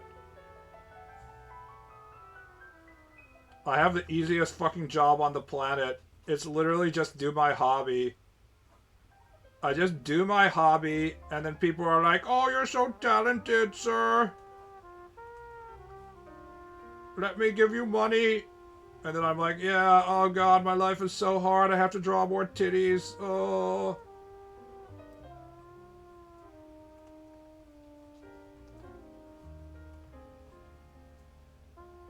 Oh, I'm so unmotivated to draw. Oh, being an artist is so hard. Oh. Every day, having to sit in front of my computer and draw titties. You mean you don't want to sleep next to other sweaty, beer-scented salarymen? Honestly, if you could just avoid the morning rush, it's probably not that bad. The mornings are always the worst. Even at like 5 p.m. and shit. See, the secret about Japanese work culture is that like the morning rush is bad, but because like everybody has to work overtime anyways, like there isn't any real evening rush. I mean, there is some, it's more crowded, but like it's not the same as the morning rush. So You know, people aren't all going home at 5 p.m. A lot of them are being forced to stay till like 6 or 8 or 10 and stuff, so it's not that bad in the second half of the day. I remember when I was driving to the office in America and everybody was going home at 5, so the highway would always be clogged. I'm sure that isn't the case in Japan because people aren't allowed to go home at 5.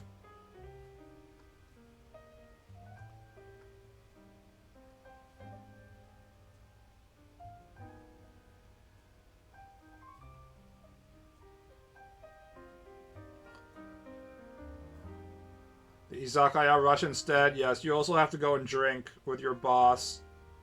And also, that is also an important part of the Japanese experience.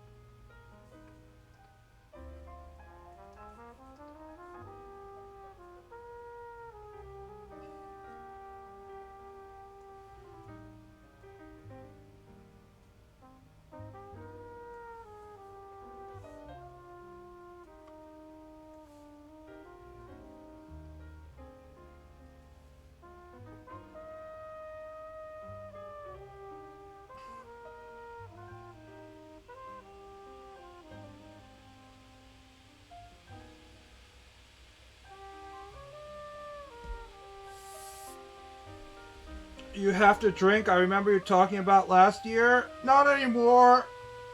I think it depends on the company. It might still be the case if you're going to like a shitty small company instead of like a big company in Tokyo, but back in the 90s and stuff, you were 100% expected to drink. No communication, as we call it. You were supposed to have communication with your superiors by drinking with them, but I don't think they force that on people anymore in the same way. Certainly not if you're gaijin. If you're gaijin, they don't really expect you to be able to do shit like that, so drinking every day after work sounds awesome, but I'm sure it gets monotonous for some or a lot. You don't get to drink with who you like, though. You're drinking with your boss. So, just by definition, it's probably not going to be very fun.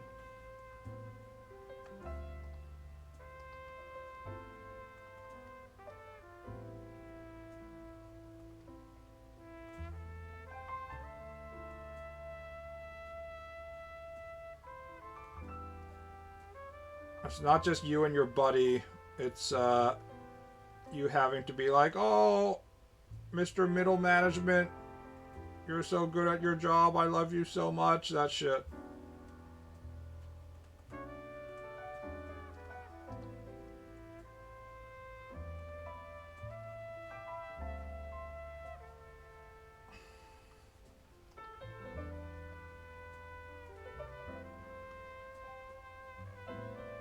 I have to change all the hair because it's going to be doing different things.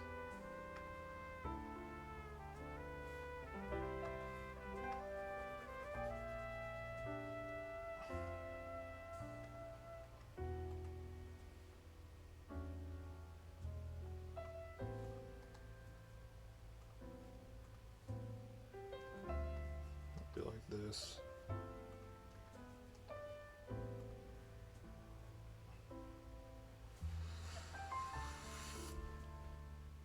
Gotta learn how to pour the sake properly to earn brownie points, and if you don't pour the sake properly, or like you're not paying attention and your boss's glass is empty, then he'll be like, damn, what's your problem?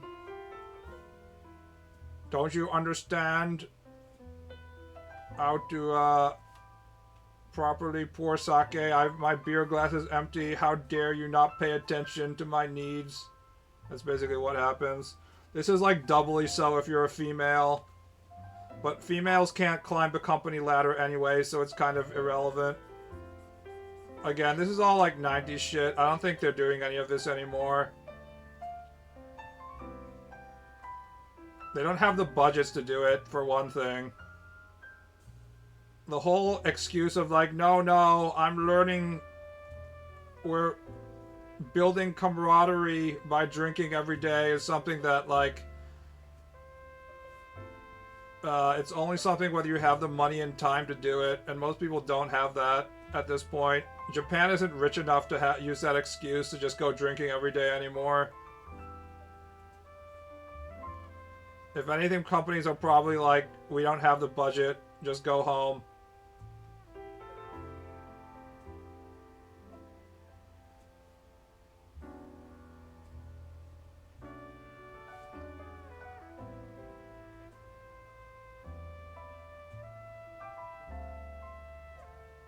What do you mean, Prime Minister climbed all the way to the top? I guess.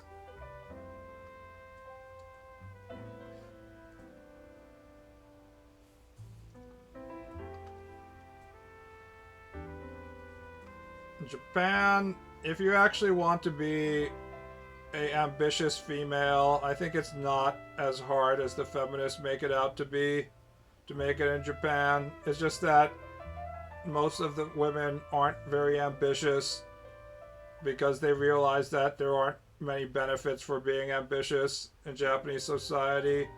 They prefer to, you know, be allowed to go home and sleep.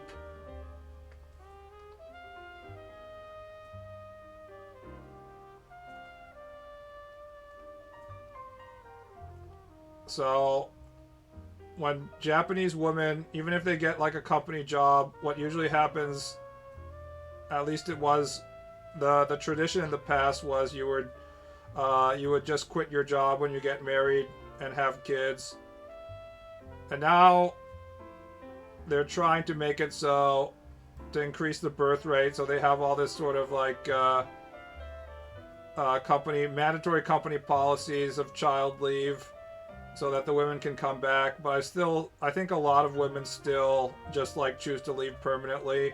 I believe Japan has the highest rate of stay-at-home housewives in the modern developed world.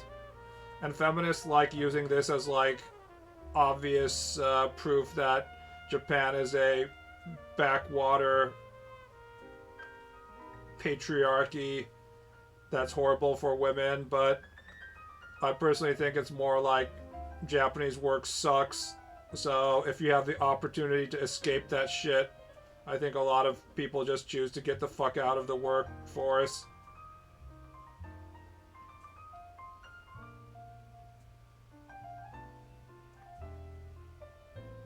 Any feminist that claims that never had children of their own, the percentage of feminists who are complaining about stuff who don't actually have kids, very high.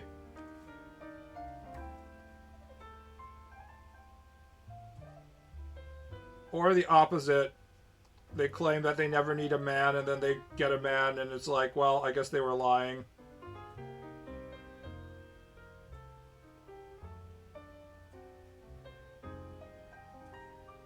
They even let them to stay with their family all day and not have to work. How disgusting. I mean, it's not that easy because Japanese housewives / mothers are expected to be like way more competent than American housewives and mothers. You hear about horror stories about like the level of shit that they ask the women to do in PTA meetings and stuff like that. And there's this whole like internal network of like women being mean to other women, you know, bullying shit going on and stuff. So it isn't like exactly a fun life, but I think even then a lot of people would prefer that over being part of Japanese salaryman culture. So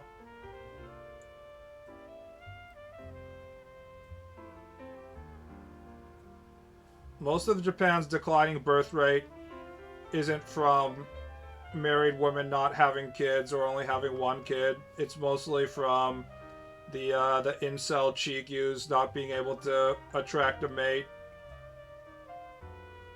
and choosing to be single for their entire life, i.e. people like me, so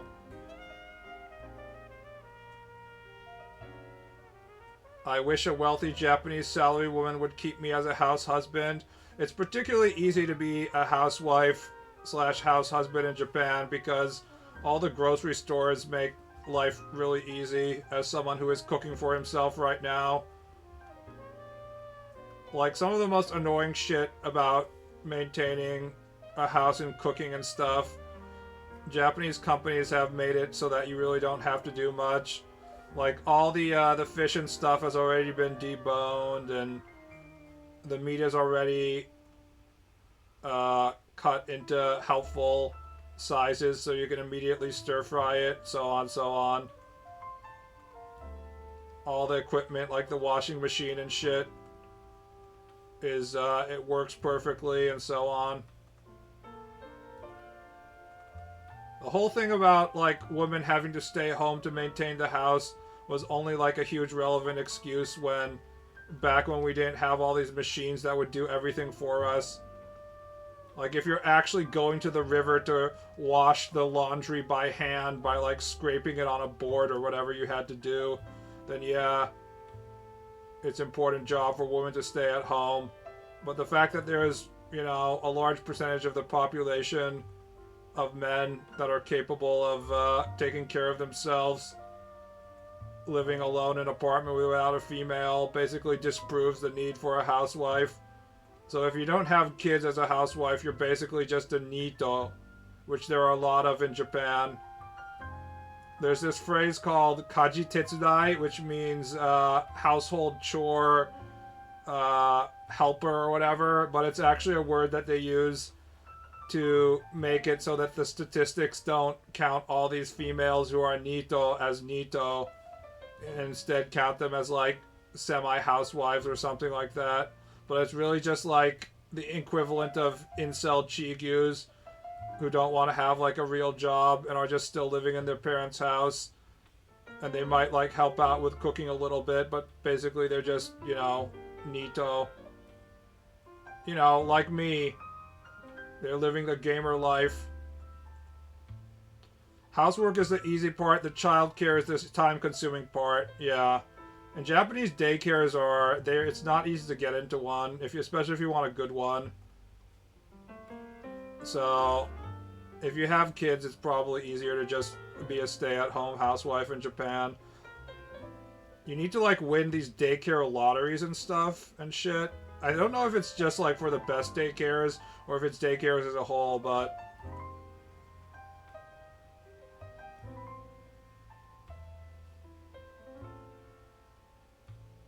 Cleaning a house is easy as fuck.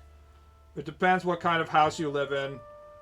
Personally, I make it a thing to just poop on the floors all the time, so when I clean up the floors from my giant piles of my feces that I leave everywhere, it's pretty difficult. But I assume normal people can just vacuum the floors normally instead of scrubbing off their own shit.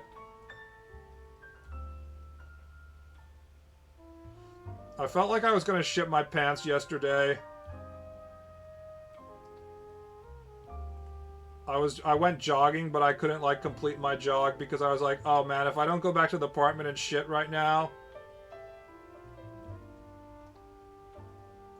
I'm gonna shit my pants. And it was really close. I haven't shit my pants in a long time, but it really felt like I was at my limit today, or yesterday. I think I had eaten too much yogurt and granola, which is like a combination that makes me both, like, want to fart and shit, because it makes your stool way softer.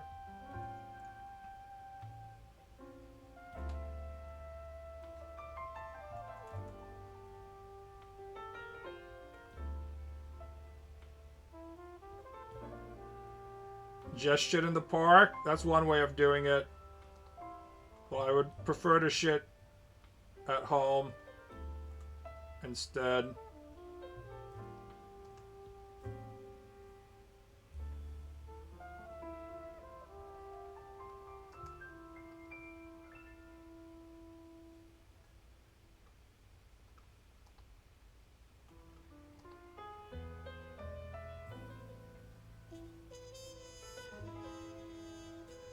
BB needs the Epstein muffin recipe. What kind of recipe was it? Did it have drugs in it? Man, we have so much Epstein-related information that I'm not following. Honestly, I don't find the whole Epstein story to be that interesting.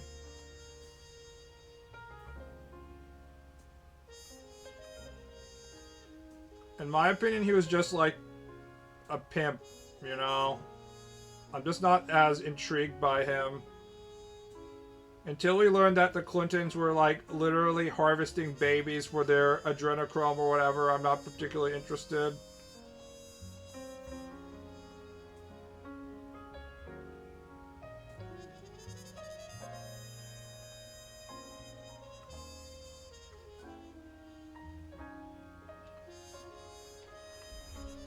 Just normal flaxseed muffin. You probably need to keep your bowels clean for optimal pegging or whatever. I can imagine why Epstein would be interested in maintaining like a fully functional bowel movements and stuff. It's all fucking redacted bullshit, but we know they were eating children though. I heard that they successfully redacted a shit ton of the information of the elites, but they were able to like quote unquote mistakenly keep in victim information and stuff, which would be a very Trumpy thing to do.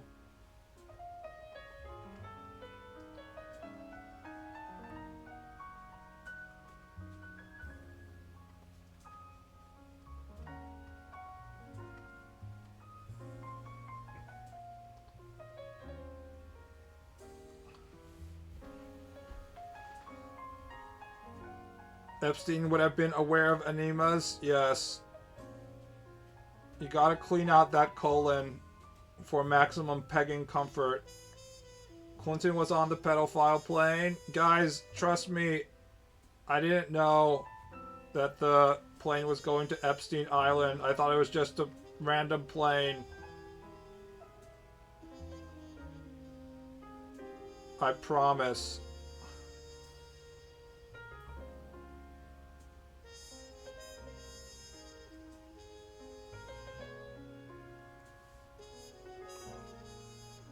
FBI, go fuck yourself. We might get more information after the we're out of the Trump administration. We're fully in the Kash Patel zone right now, but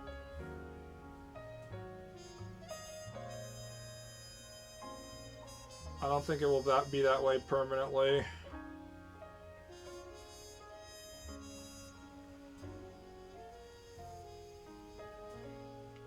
You get a pass. I know you were just there for artistic inspiration. Man, after I puked hard after the plane to Japan, I don't want to get on a plane anytime soon. I also don't want to go to an island.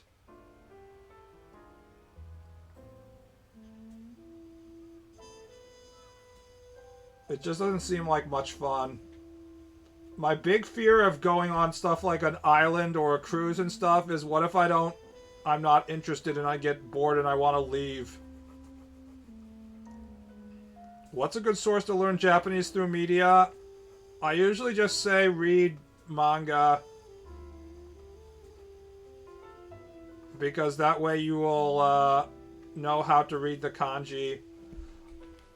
I would recommend just read like shonen manga.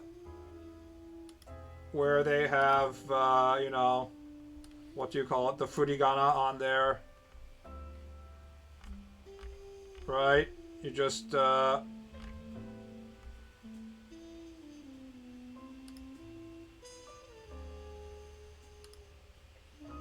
see, Yo wa gurume jidai. Mikai no aji o tankyū suru jidai. Gappa. It also teaches you stuff like onomatopoeia. Very important.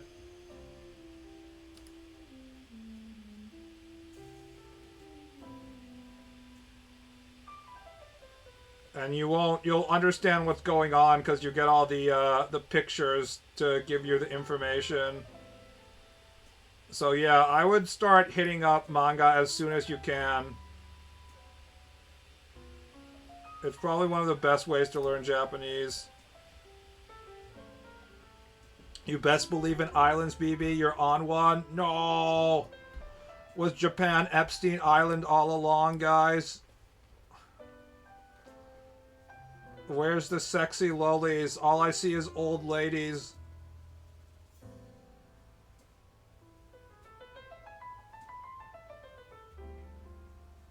I need to get around to reading stuff like that and learn more kanji. Yeah, so the furigana really helps a lot because you're getting the answers as you read it just naturally.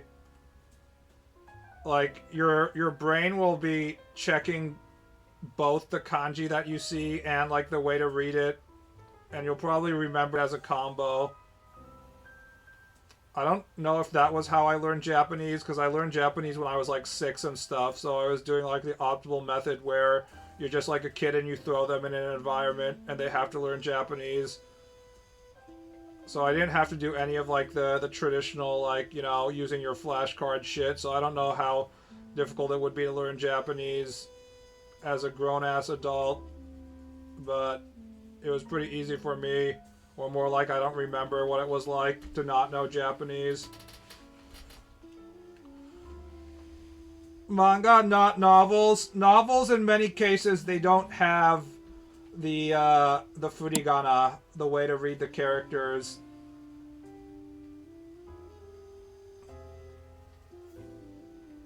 The thing about manga is that you don't have to worry about not being able to follow the plot, because you'll be able to follow the plot just based on like the images and stuff like that.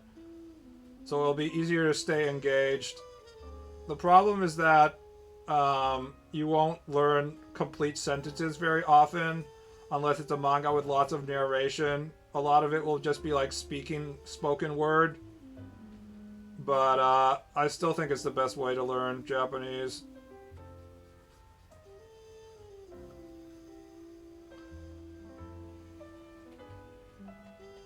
U.S. military rates Japanese as the hardest language for native English speakers to learn. It basically is. It's completely different from English, and it's just a difficult language in general. It's more complex than English when you start getting into... If you just want to be like a functional member of society, Japanese is way more difficult than English. Because there's all this, like, honorifics and stuff. And you get a pass if you're gaijin, but if you're Japanese and you mess up the honorifics and someone's being an asshole, they're like, what the fuck? You picking a fight with me, bitch? This doesn't happen very often, but it does happen if, like, you're working in customer service and you have to deal with, like, drunks and stuff like that. So if, like, you want to work at a hotel... and you're like, I don't know how to use Keigo, well, you're not getting that job.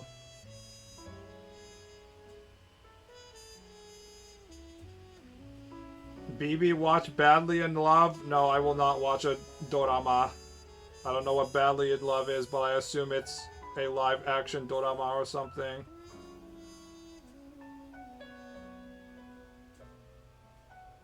The thing I found about Japanese is it's more structured and consistent. Wrong. It is not more structured and consistent. That is a Japanese 101 opinion right there. Someone in their first or second year of college. Anybody who thinks that Japanese is consistent, you're wrong.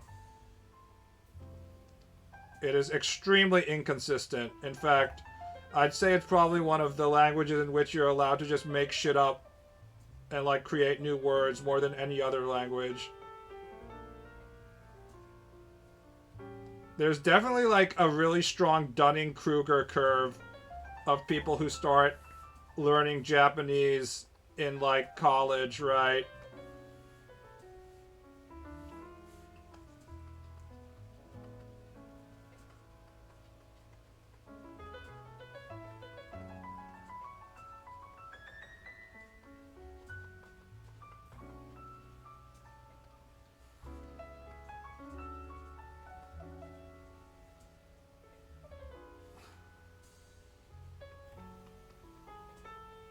And it's like... Let's see, this is freshman year. So the normal Dunning-Kruger is like, it's like this, right?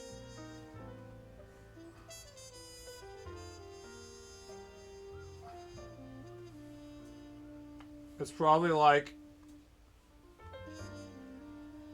memorized all kana plus early kanji.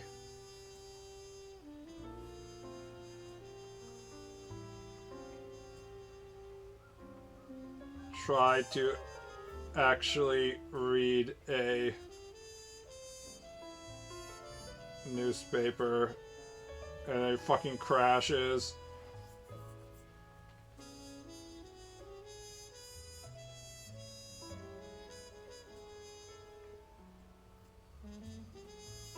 The very first thing I learned about Japanese is that it's inconsistent, lol. Yeah. Not only is Japanese inconsistent, Japanese spoken word in many cases is just people being like inferring shit. So one of the hardest parts about Japanese is that you're allowed to like complete your sentence structure without like saying 90% of the sentence, and you're supposed to just kind of like infer. You have to read the room. Read the silent part. Nobody's gonna say the silent part out loud for you.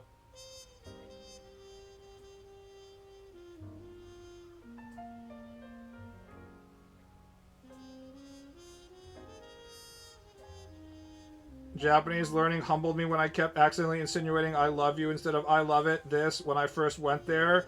If this was a heartwarming romantic comedy, that would result in you getting a cute Japanese girlfriend, but I assume that did not happen. Also, here we go. This is the true, like, this is the most basic shit of Japanese, and yet it's true, like, insane difficulty mode. Ga de to. What else is there?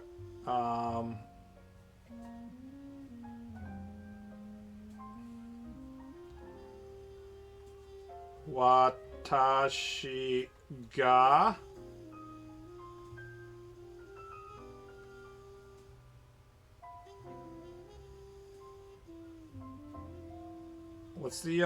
what's the word for this? Setsuzokushi, the connectors or whatever.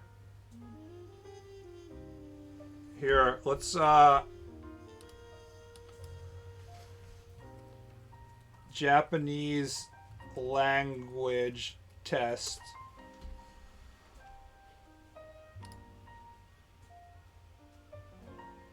Let's see how well you guys can do this.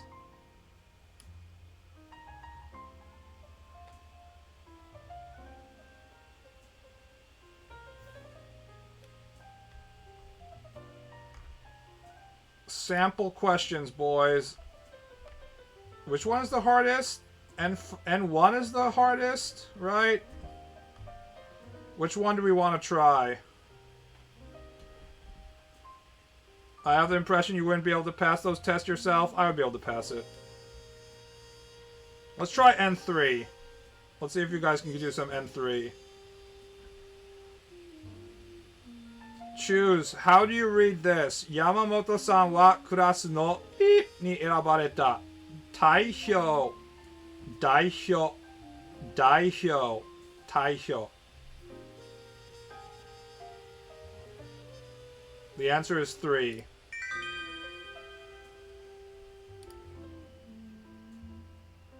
Komatte iru toki ni sensei ni tasukete itadakimashita. This is too fucking easy.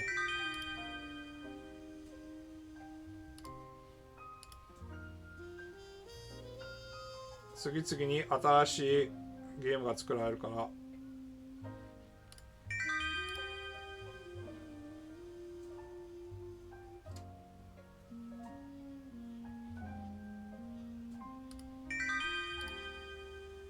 Chichi ga tanki na no, haha no hou wa ki ga 父が短期なのに対して母の方が気が長い. This is easy. It's N3. Ken-sama level. I'm unhappy that they have like this corporate Memphis main character instead of sexy girl. If this is Japan, we should have sexy big titty anime girl.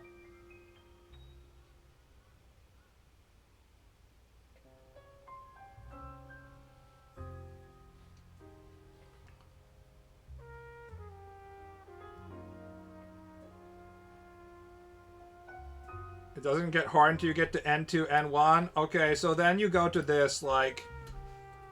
Now you... So that's just like the test, right? But then you're like, oh, let's try and read a newspaper or something.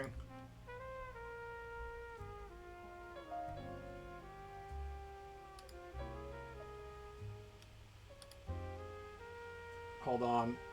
I'm getting American Yahoo News. I forgot I was on American IP. Let's try Asahi Shimbun, my mother's favorite leftist news site. N1 isn't difficult for a native or even a experienced gaijin. Yeah.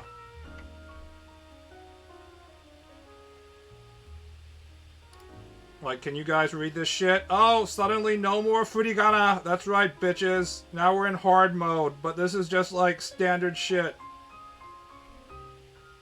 円上昇一時1ドル155円台に中国か米国籍購入抑制を指示の報道。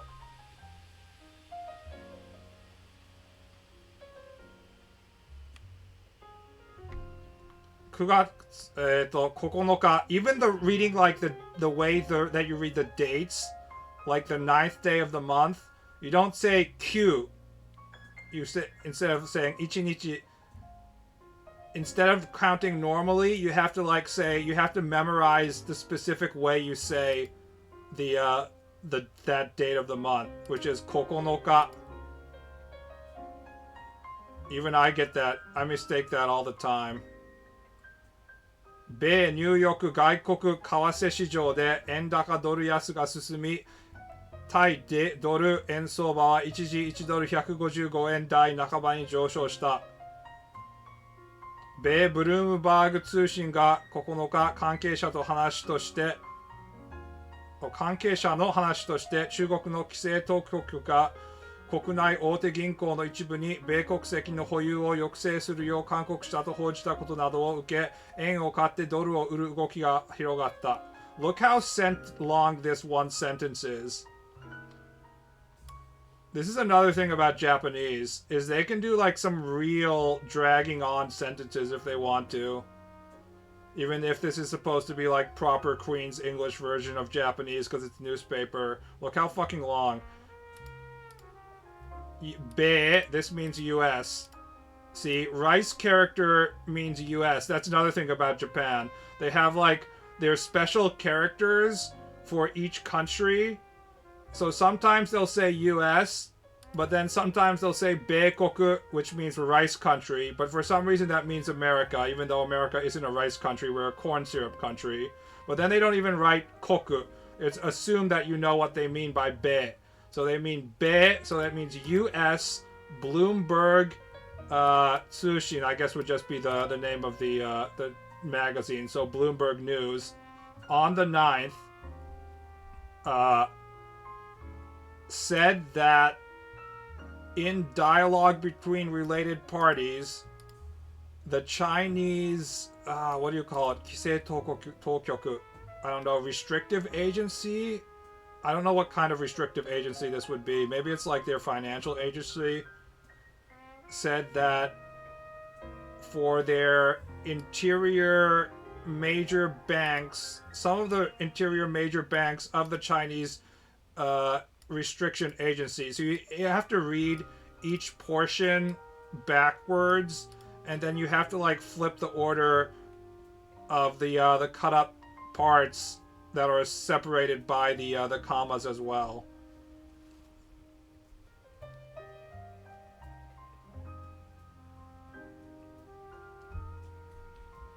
米国籍の保有を抑制するよう勧告したと報じたことなどを受け、So the Chinese restrictive agency issued a warning to suppress holding on to U.S. bonds. As a result, there has been movement of selling dollars and buying yen. That's one fucking sentence right there.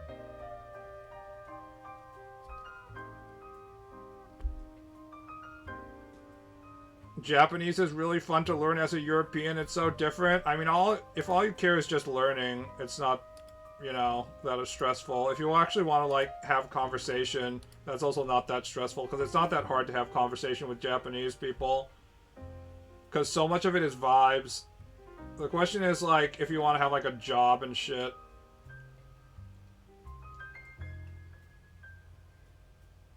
Oji-sans read this for fun. Not only do Oji-sans read this for fun, I don't know if they still have this, but if you would buy, like, these sports newspapers, they'd have, like, erotic, like, daily or weekly erotic series in the corner of, like, the sports newspaper. It would just be, like, local sexy school teacher Yoriko, and it would just be like, you'd be sitting on the train and you'd look at what this guy is reading, and he'd be reading about how the local baseball team won, but also on the side of the newspaper there'd be an image of, like, a big titty Japanese teacher getting raped by her student or something like that, and you're like, god damn. 90s Japanese sports newspapers, they knew what their audience consumers were, what they actually wanted, and they wanted the Hanshin Tigers box score, and they wanted titties.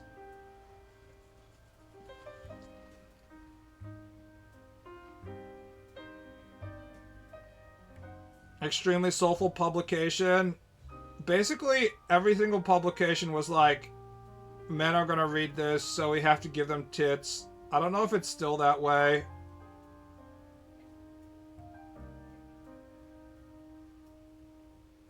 I watched your My Dark Elf Stepsister anime on YouTube, and it was honestly better than any anime I've seen that came out in the past few years. In some ways, I think that makes sense, because anime is like, it has to be cut at a certain length. So if we actually cut manga at the speed at which you're supposed to read manga, I think most of our anime would be way better. Just as simple things in life.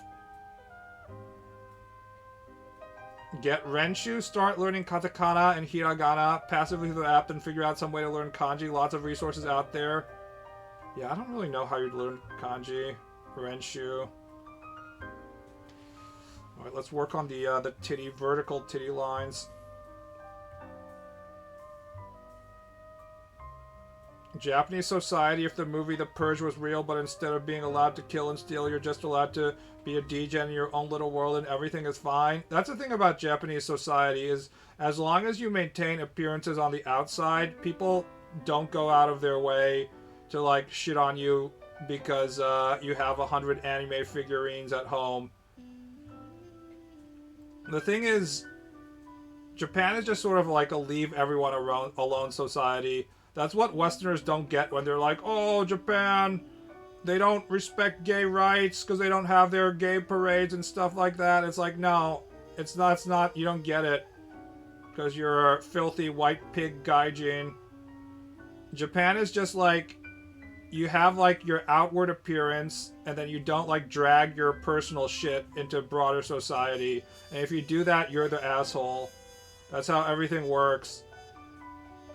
So gays have been highly accepted and allowed to exist in Japan for much longer than they were accepted in America, where, because there's no, like, Christian morality, you don't have anybody getting in people's shit being like, oh, God said you're evil, blah, blah, blah. It's like, no, people are just allowed to do their own shit. However, you're allowed to do your own shit in your own space. So you can go to your Okama bar in Shinjuku and then you can do your Okama stuff there, but you're not supposed to, like, come to your office and be like, today's Gay Pride Day, guys. You all have to, you know, you all have to wear rainbow colors. It's just like everyone's kind of free to do their own shit.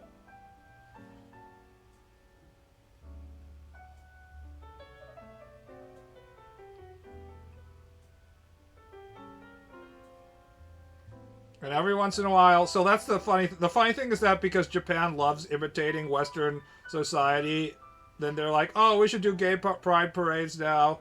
And now we're probably in the backlash arc where people are like, nah, maybe we shouldn't imitate Western society. Western society has become too retarded. That's kind of where we are with the current Takaichi election. It's like, yeah, I think the Western society has figured out that we probably shouldn't have unrestricted amounts of immigration.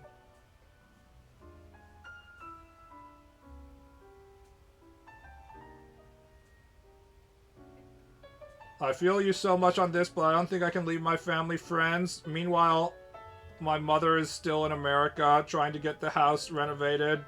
And I've been like, Mom, why don't you just go back to Japan for many years? Because, like, half of the shit she complains about is just stuff that would be solved in Japanese if she was just living in Japanese society.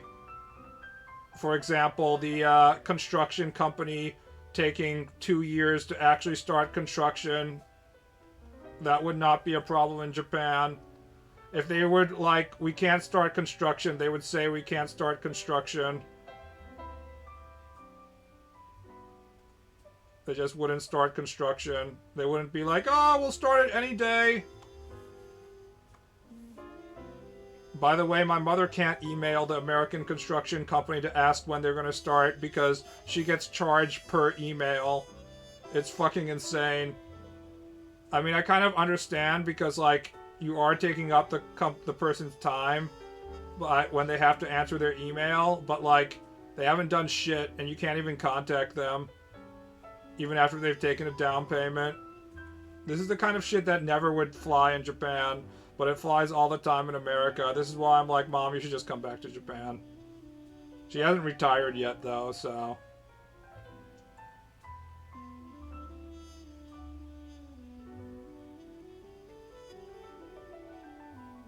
If it's a family-friendly parade, kids are fine. Problem is you have a lot of people who don't get the memo and immediately try to inject their kinks into it. Also, I feel like if gays are really like 10% of the population and it's gonna be widely accepted as a normal part of society, do we really need to have a parade to honor that being gay? Like, 10% of the population is the same as the black population in America. We have, like, Black History Month and stuff, but we don't really have, like, black people parades, right? I guess, like, Mardi Gras and stuff you could say is, like, a black person parade. I don't know. LA Dodgers winning parade is, like, a black and Latino person parade. It's just actually Latino parade. That's what it is. If you want the Latino parade, you have to attend the Dodgers World Series victory. It's just like, if you're 10% of the population, are you really that special? Is sucking dick really that special? There literally are all black parades at Mardi Gras. Well, Mardi Gras is like the farthest from where I'm gonna be, so I know nothing about Mardi Gras. That means there are 5 gay people in this chat, too. I mean... This chat is probably way more gay than 10%, but yeah.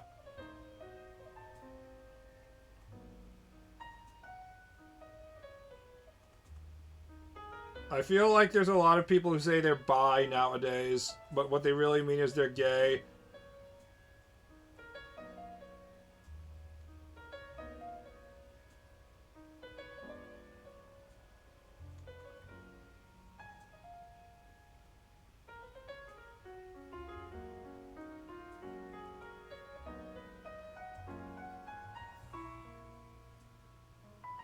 They only count as half. It's literally like slavery, where you only count as like 1/3 of a person for voting reasons.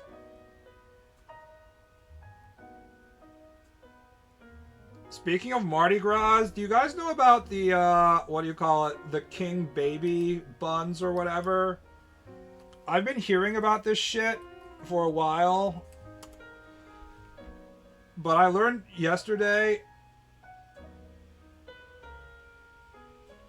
these Mardi Gras... What are they called? Not King. King Cake... King Cakes? King Cakes, right, okay. Not buns. I learned recently that they have fucking plastic babies inside them. And that made me just so angry yesterday when I learned that, like, okay, this is so bad for me to begin with. But then I fucking learned that these retarded motherfuckers have decided that they're gonna put this tiny, like, chokeable plastic object inside every single one of these things. Like, are you fucking crazy? The last thing I want to be worrying about when I'm eating this, like, extremely unhealthy, sugary piece of bread is, like, I'm gonna chew on this, like, fucking plastic baby figurine. Are you kidding me? Like, fuck that. I just got so offended at this. It's like, oh shit, now I have to worry about, like, biting into a plastic thing? Fuck that, man.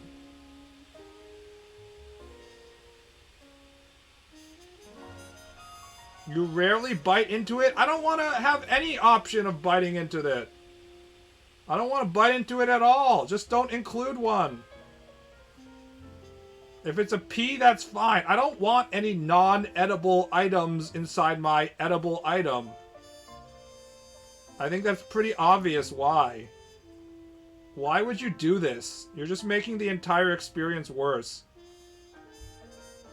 I forgot Ball can get mad. When it comes to, like, chewing on things that I can't digest as part of the eating process, I will get extremely mad. This is one of the reasons why I don't like fish. I don't want to be, like, picking through all these bones.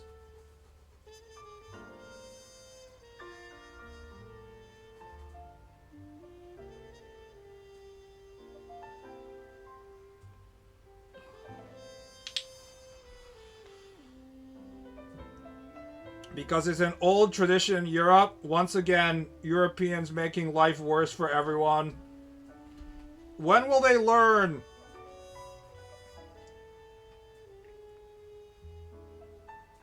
I mean, I guess Europeans would be okay with it. They eat stuff like quail and pheasant and stuff. Just like bony, gamey-ass birds that aren't any fun to eat. Here in America, when we eat things, we make sure they are boneless so we can just scarf them down as quickly as possible. Now, if you'll excuse me, I'm going to go to Popeyes and order 10 servings of chicken fingers. Delicious. The Europeans could never understand. Don't be so silly. Just buy boneless fish, silly person. In Japan, some people just like picking at the fish. This is because Japanese people eat fish with chopsticks. So people who are good at using chopsticks, they can just like pull shit out of the fish easily. People who are skilled with chopsticks are extremely skilled with chopsticks. This makes them very powerful. Unfortunately, I am not one of them. This makes me vulnerable to getting a shitty fish bone stuck in my throat.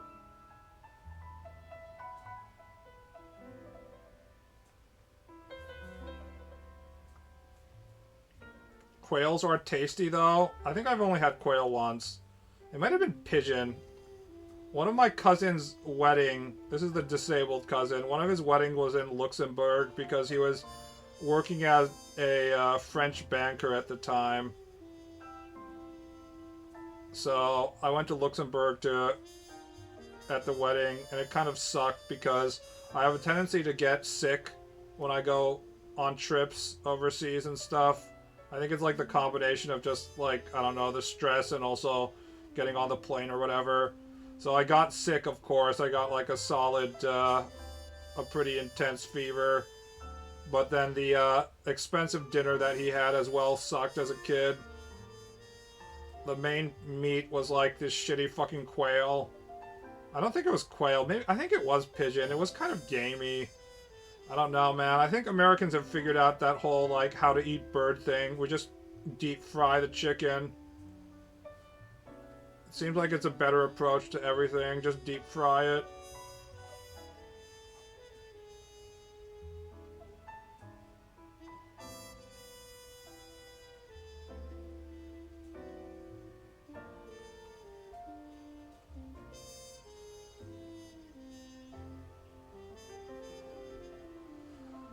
I love eating fish with chopsticks.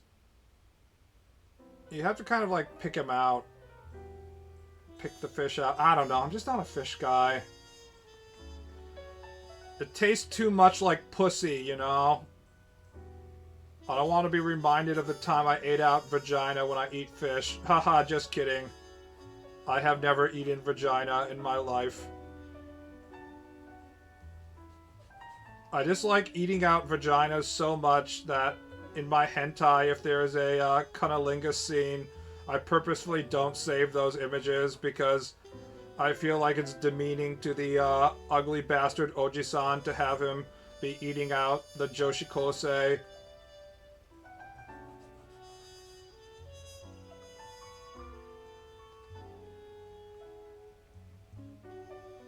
For a moment, I thought you ate cats, man. Thanks for clarifying. Cats also legendarily taste bad, apparently. They have, like, very tough, shitty meat. They just don't taste good. Meat-eating animals rarely taste good, is a lesson that we learned from that.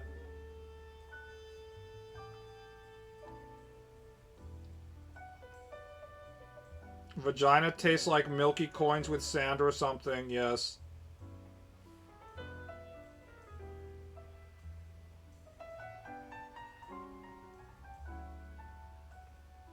Please let me know how your next investigation on sniffies goes. I didn't think too much about cunnilingus other than, like, I'm not into it until I saw a Twitter post by a Japanese prostitute who works at Soapland. And she was like, once again, I don't know if it was her or one of her coworkers. It's like, once again, someone has gotten a urinary tract infection from cunnilingus. How many times do I have to tell you guys that the human mouth is full of bacteria, and when you suck dick, but especially when you lick the vagina, there's a chance that you can infect it. I was like, shit, I didn't think about that. So apparently you're not supposed to be giving cunnilingus as just as a general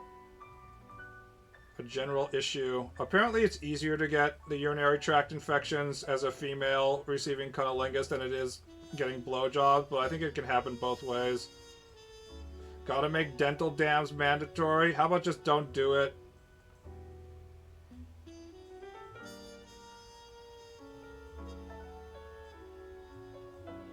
Doesn't oral cause throat cancer too? Yeah, I heard that as well. I think you have to do quite a bit.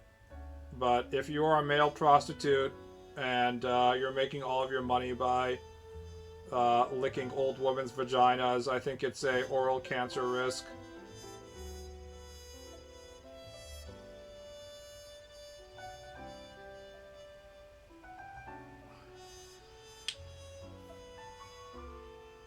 You should do the simple trick in which you apply peanut butter to your vagina and then notify your dog that there's peanut butter there.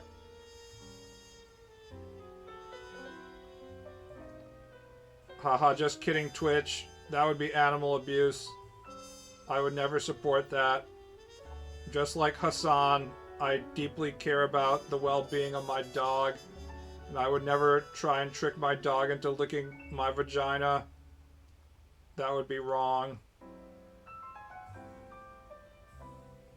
I thought women didn't get male prostitutes, that was all gay guys all the time.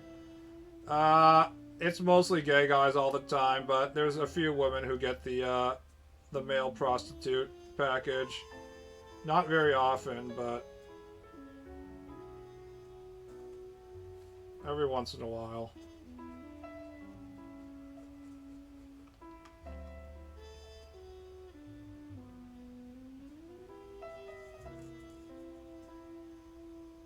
People also eat ass, so people aren't very conscious about health when sex is concerned. Are you saying I shouldn't be sticking my tongue up someone's asshole? Damn. How did you figure that one out? Just some insane medical knowledge going on there.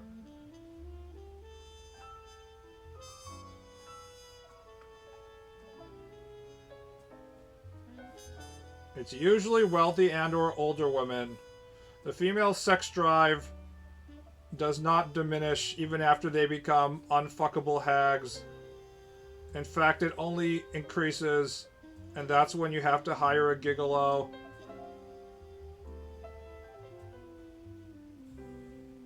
I actually said gigolo, excuse me. It's been a while since I've said that word.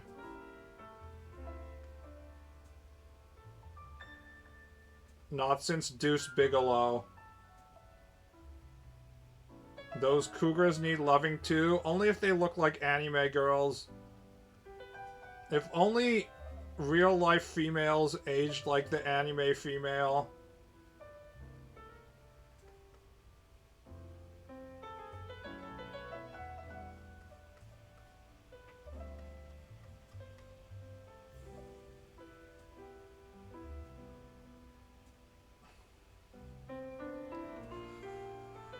You said it right the first time, though. I am confused. I think it was, it's gigolo, not gigolo.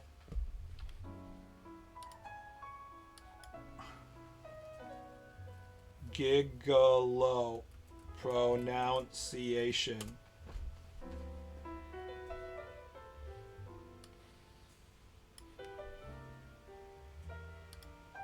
Gigolo. Gigolo. Gigolo. Gigolo. Remember this word, guys. Gigolo. If you become a female, an older, wealthy female, and you need to hire a male prostitute to lick your vagina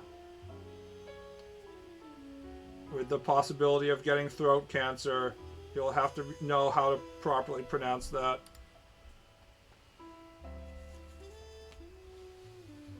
Oh! Cougars are usually heavy smokers and alcoholics, so they don't age well.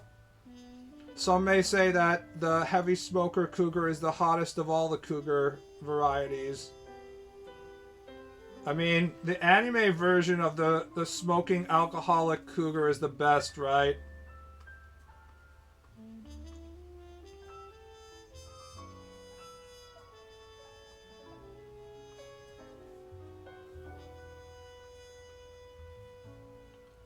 You got the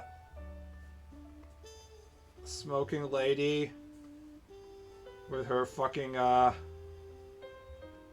strong zero right here.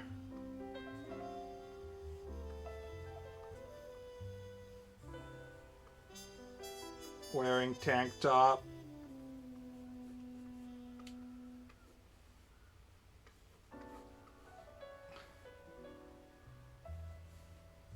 Heh. There is no way a young boy like you would be interested in an old woman like me.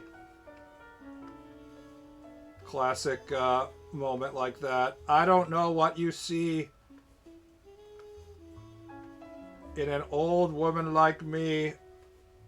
You should go out and date the young girls, right? This is the Japanese tired old MILF. 28-year-old cougar. Her eggs, they only have a year left, guys.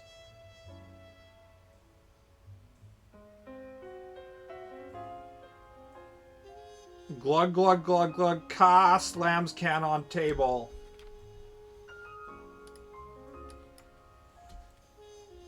Katsuragi Misato age. Misato Katsuragi is 29 years old during the main events of Neon Genesis Evangelion. Literally 10 years younger than me. Huh.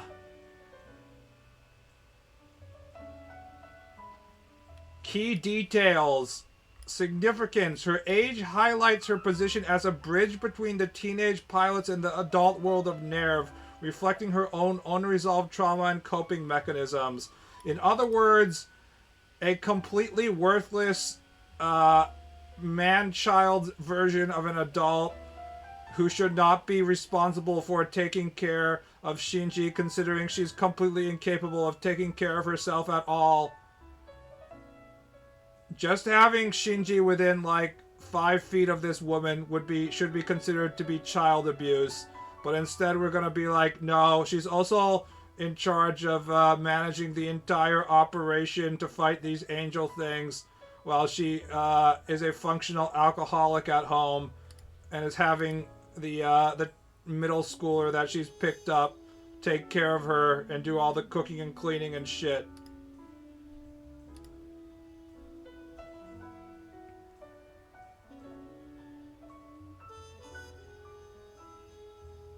Wait, she's a pedo? Misato doesn't actually fuck her middle school kids around her. She fucks Kaji-san.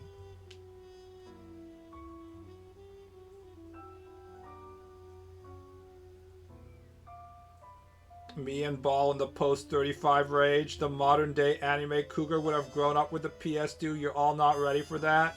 We all grew up with the PS2, am I right? Fellow PS2 chads. She does fuck him in the doujins, I read.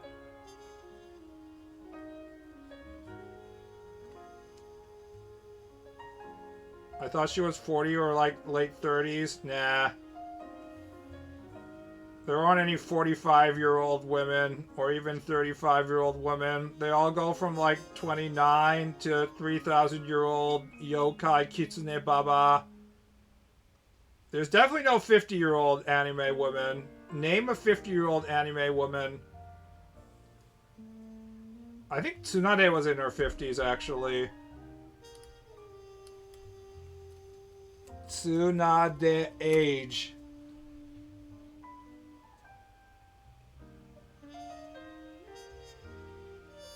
It says she's in her 50s.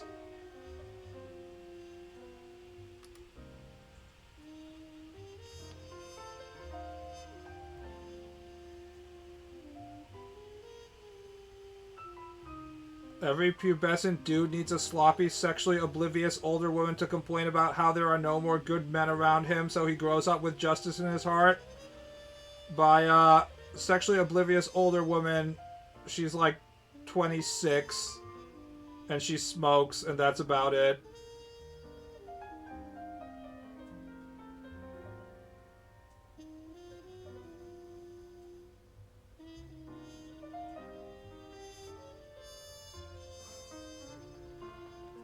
Rangeku Matsumoto in Bleach is in her 50s. What even is those ages in Bleach? These bitches are literally dead. They're in soul society. This is like they're living in purgatory or whatever. And we're being like, "Oh, she's dead."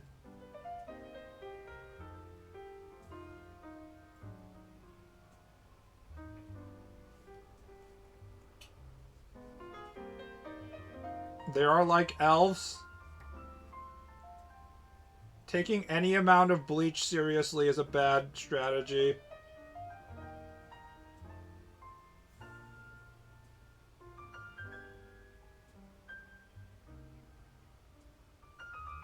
Kubo's just making shit up as he goes, guys.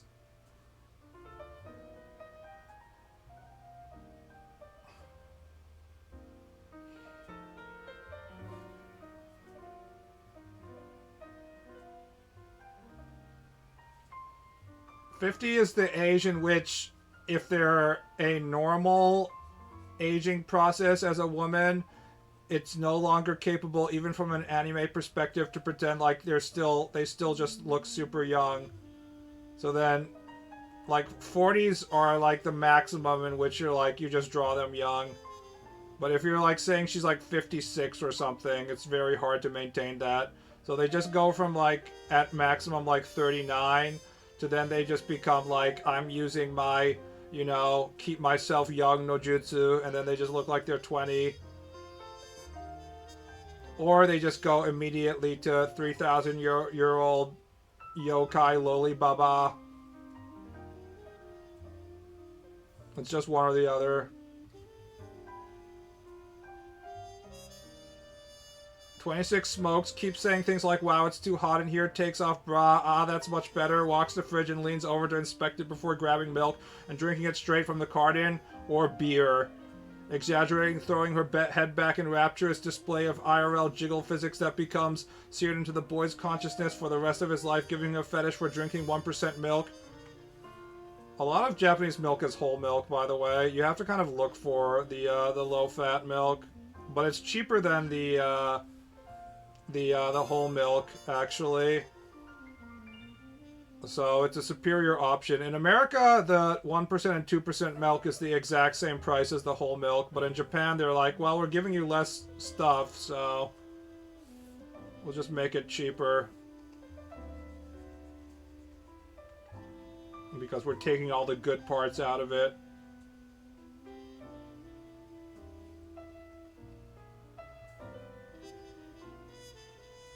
Whole milk all the time. It's mostly whole milk. You have to look for the non-whole milk.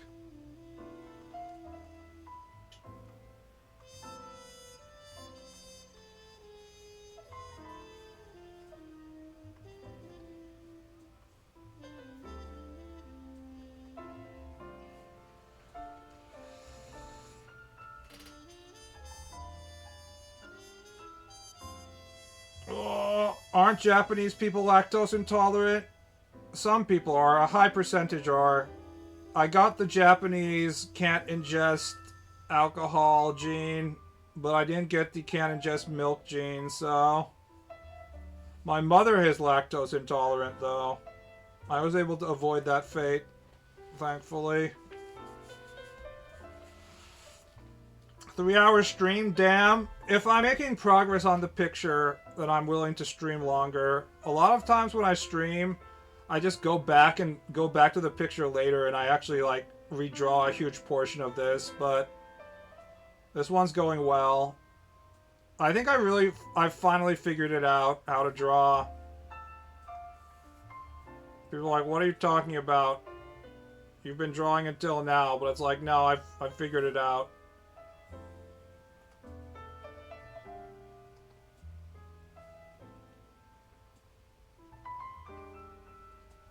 From here, it's all gravy, baby. Nobody can stop me. I'm too powerful. Even while being nerfed while talking to you guys.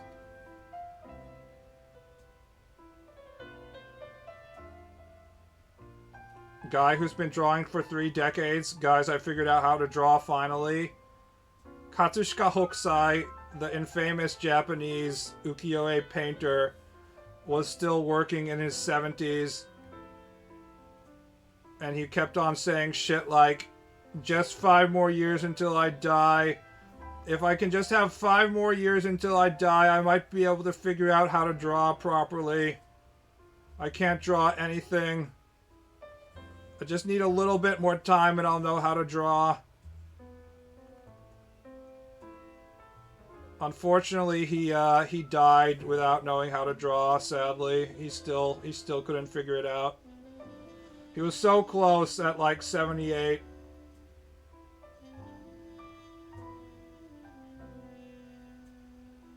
Hokusai also had his daughter helping him, LOL. Yeah, Hokusai's daughter was pretty fucking good. She was doing all this kind of cool Western shit.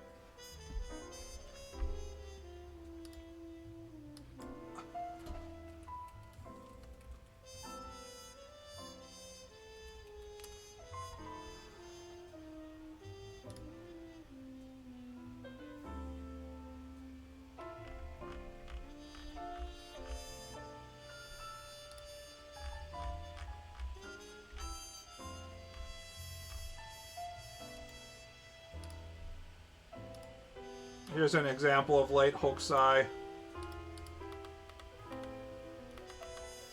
Clearly this guy didn't know how to draw, as you can tell by this weird-ass waterfall. Guy couldn't draw a waterfall at all. What a shitty artist.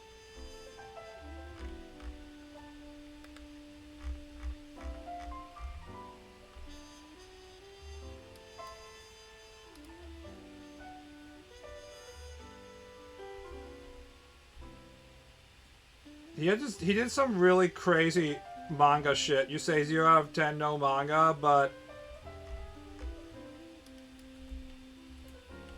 let's see if I go on the Japanese internet. A lot of Japanese people have been pointing out recently how close his stuff looks to manga.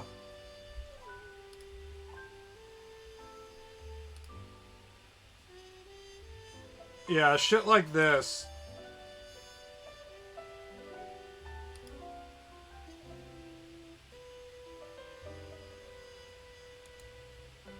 He's literally using manga-style line work. Just like actual Dragon Ball shit right here.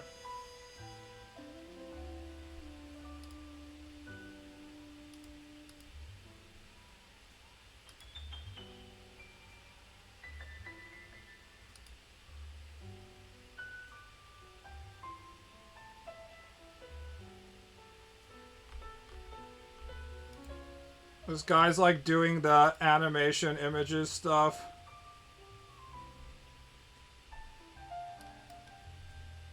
Literally like animation panels.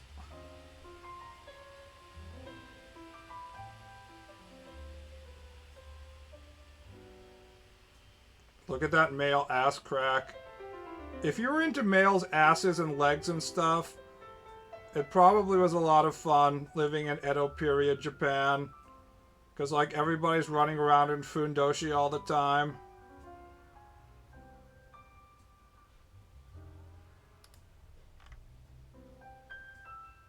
Doing the weird-ass faces.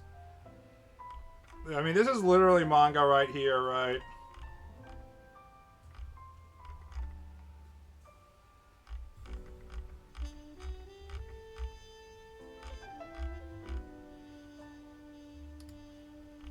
Anyways, the good thing about art is that you don't really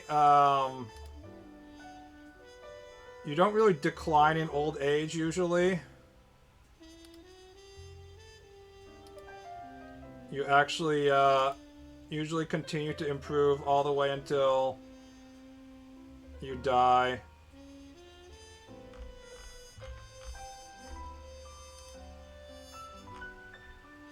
This guy riding this giant fucking car. Oh, this is a different version of the wave. Infamous wave here. A different version of the wave over here. Apparently, there was a TV show that looked into this, but they started looking at waves in super slow motion. In the past, people were like, waves don't do this. But when they looked at the waves, artificially created waves in super slow motion using like high-tech cameras, apparently waves actually do this. And apparently Hokusai was like staring at the ocean for like 3 days before he drew this picture. So like there was probably some part of his brain that was able to analyze wave movement to figure it out. They thought that initially it was just him like hyper stylization, but actually it was like reality apparently.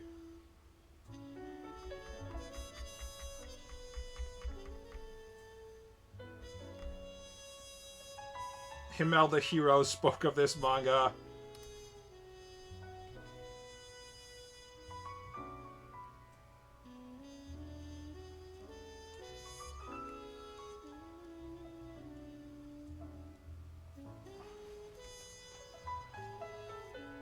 They didn't have trains back then, so autistic people had to find a different hobby. You can still be an artist even if you're autistic in the modern day and age.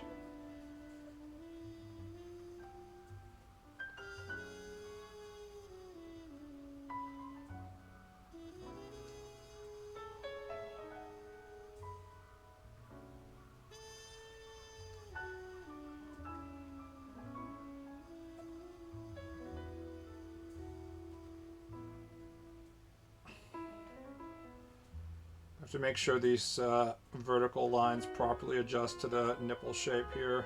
Hold on.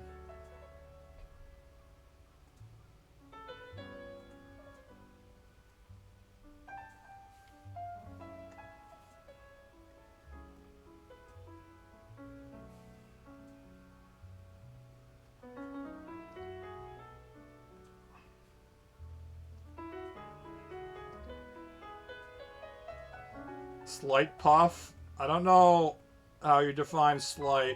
I think this is a little bit more than slight, but yeah.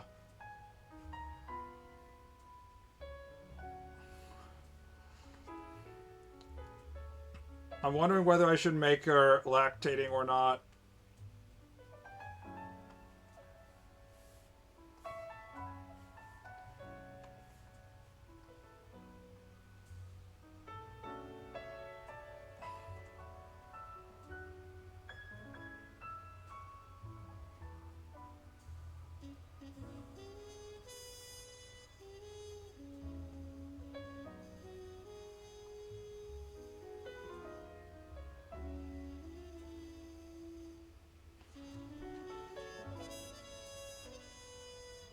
If I feel like Ball is normal and not autistic, does that mean I'm probably also autistic? I'm just high functioning autism, so it's hard to notice.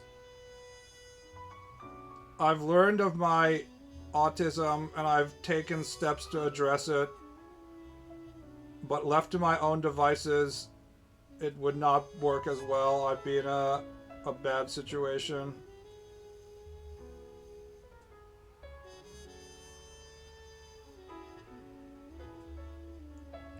The milk stains ain't no joke. Which is harder to get out of clothes, guys? Milk stains or cum stains? Do we have any lactating futa females in chat who can advise us on which is worse, the milk stains or the cum stains?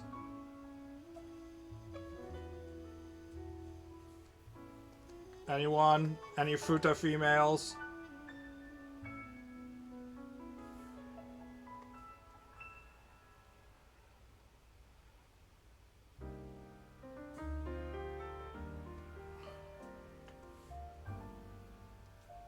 Cum stains? My sister had a baby a year ago, so I know the difference. Depends which has a higher oil content. I don't know how to draw lactating titties properly to make it look like unobtrusive. I think instead of using like a gray, I should probably just use shading. I don't know. I feel like that would take away from the shape of the yeah, I don't think I can draw a lactation stain and make it look good. I'm gonna give up on that. I need more practice figuring out how to draw lactation. Cum is just crusty. Milk has more oil, so milk. That's probably right. As someone who has a lot of crusty cum stains in my underwear, and it doesn't really bother me. I think cum is less of an issue. Cum is basically snot. I agree with that. It's definitely snot-like in its consistency.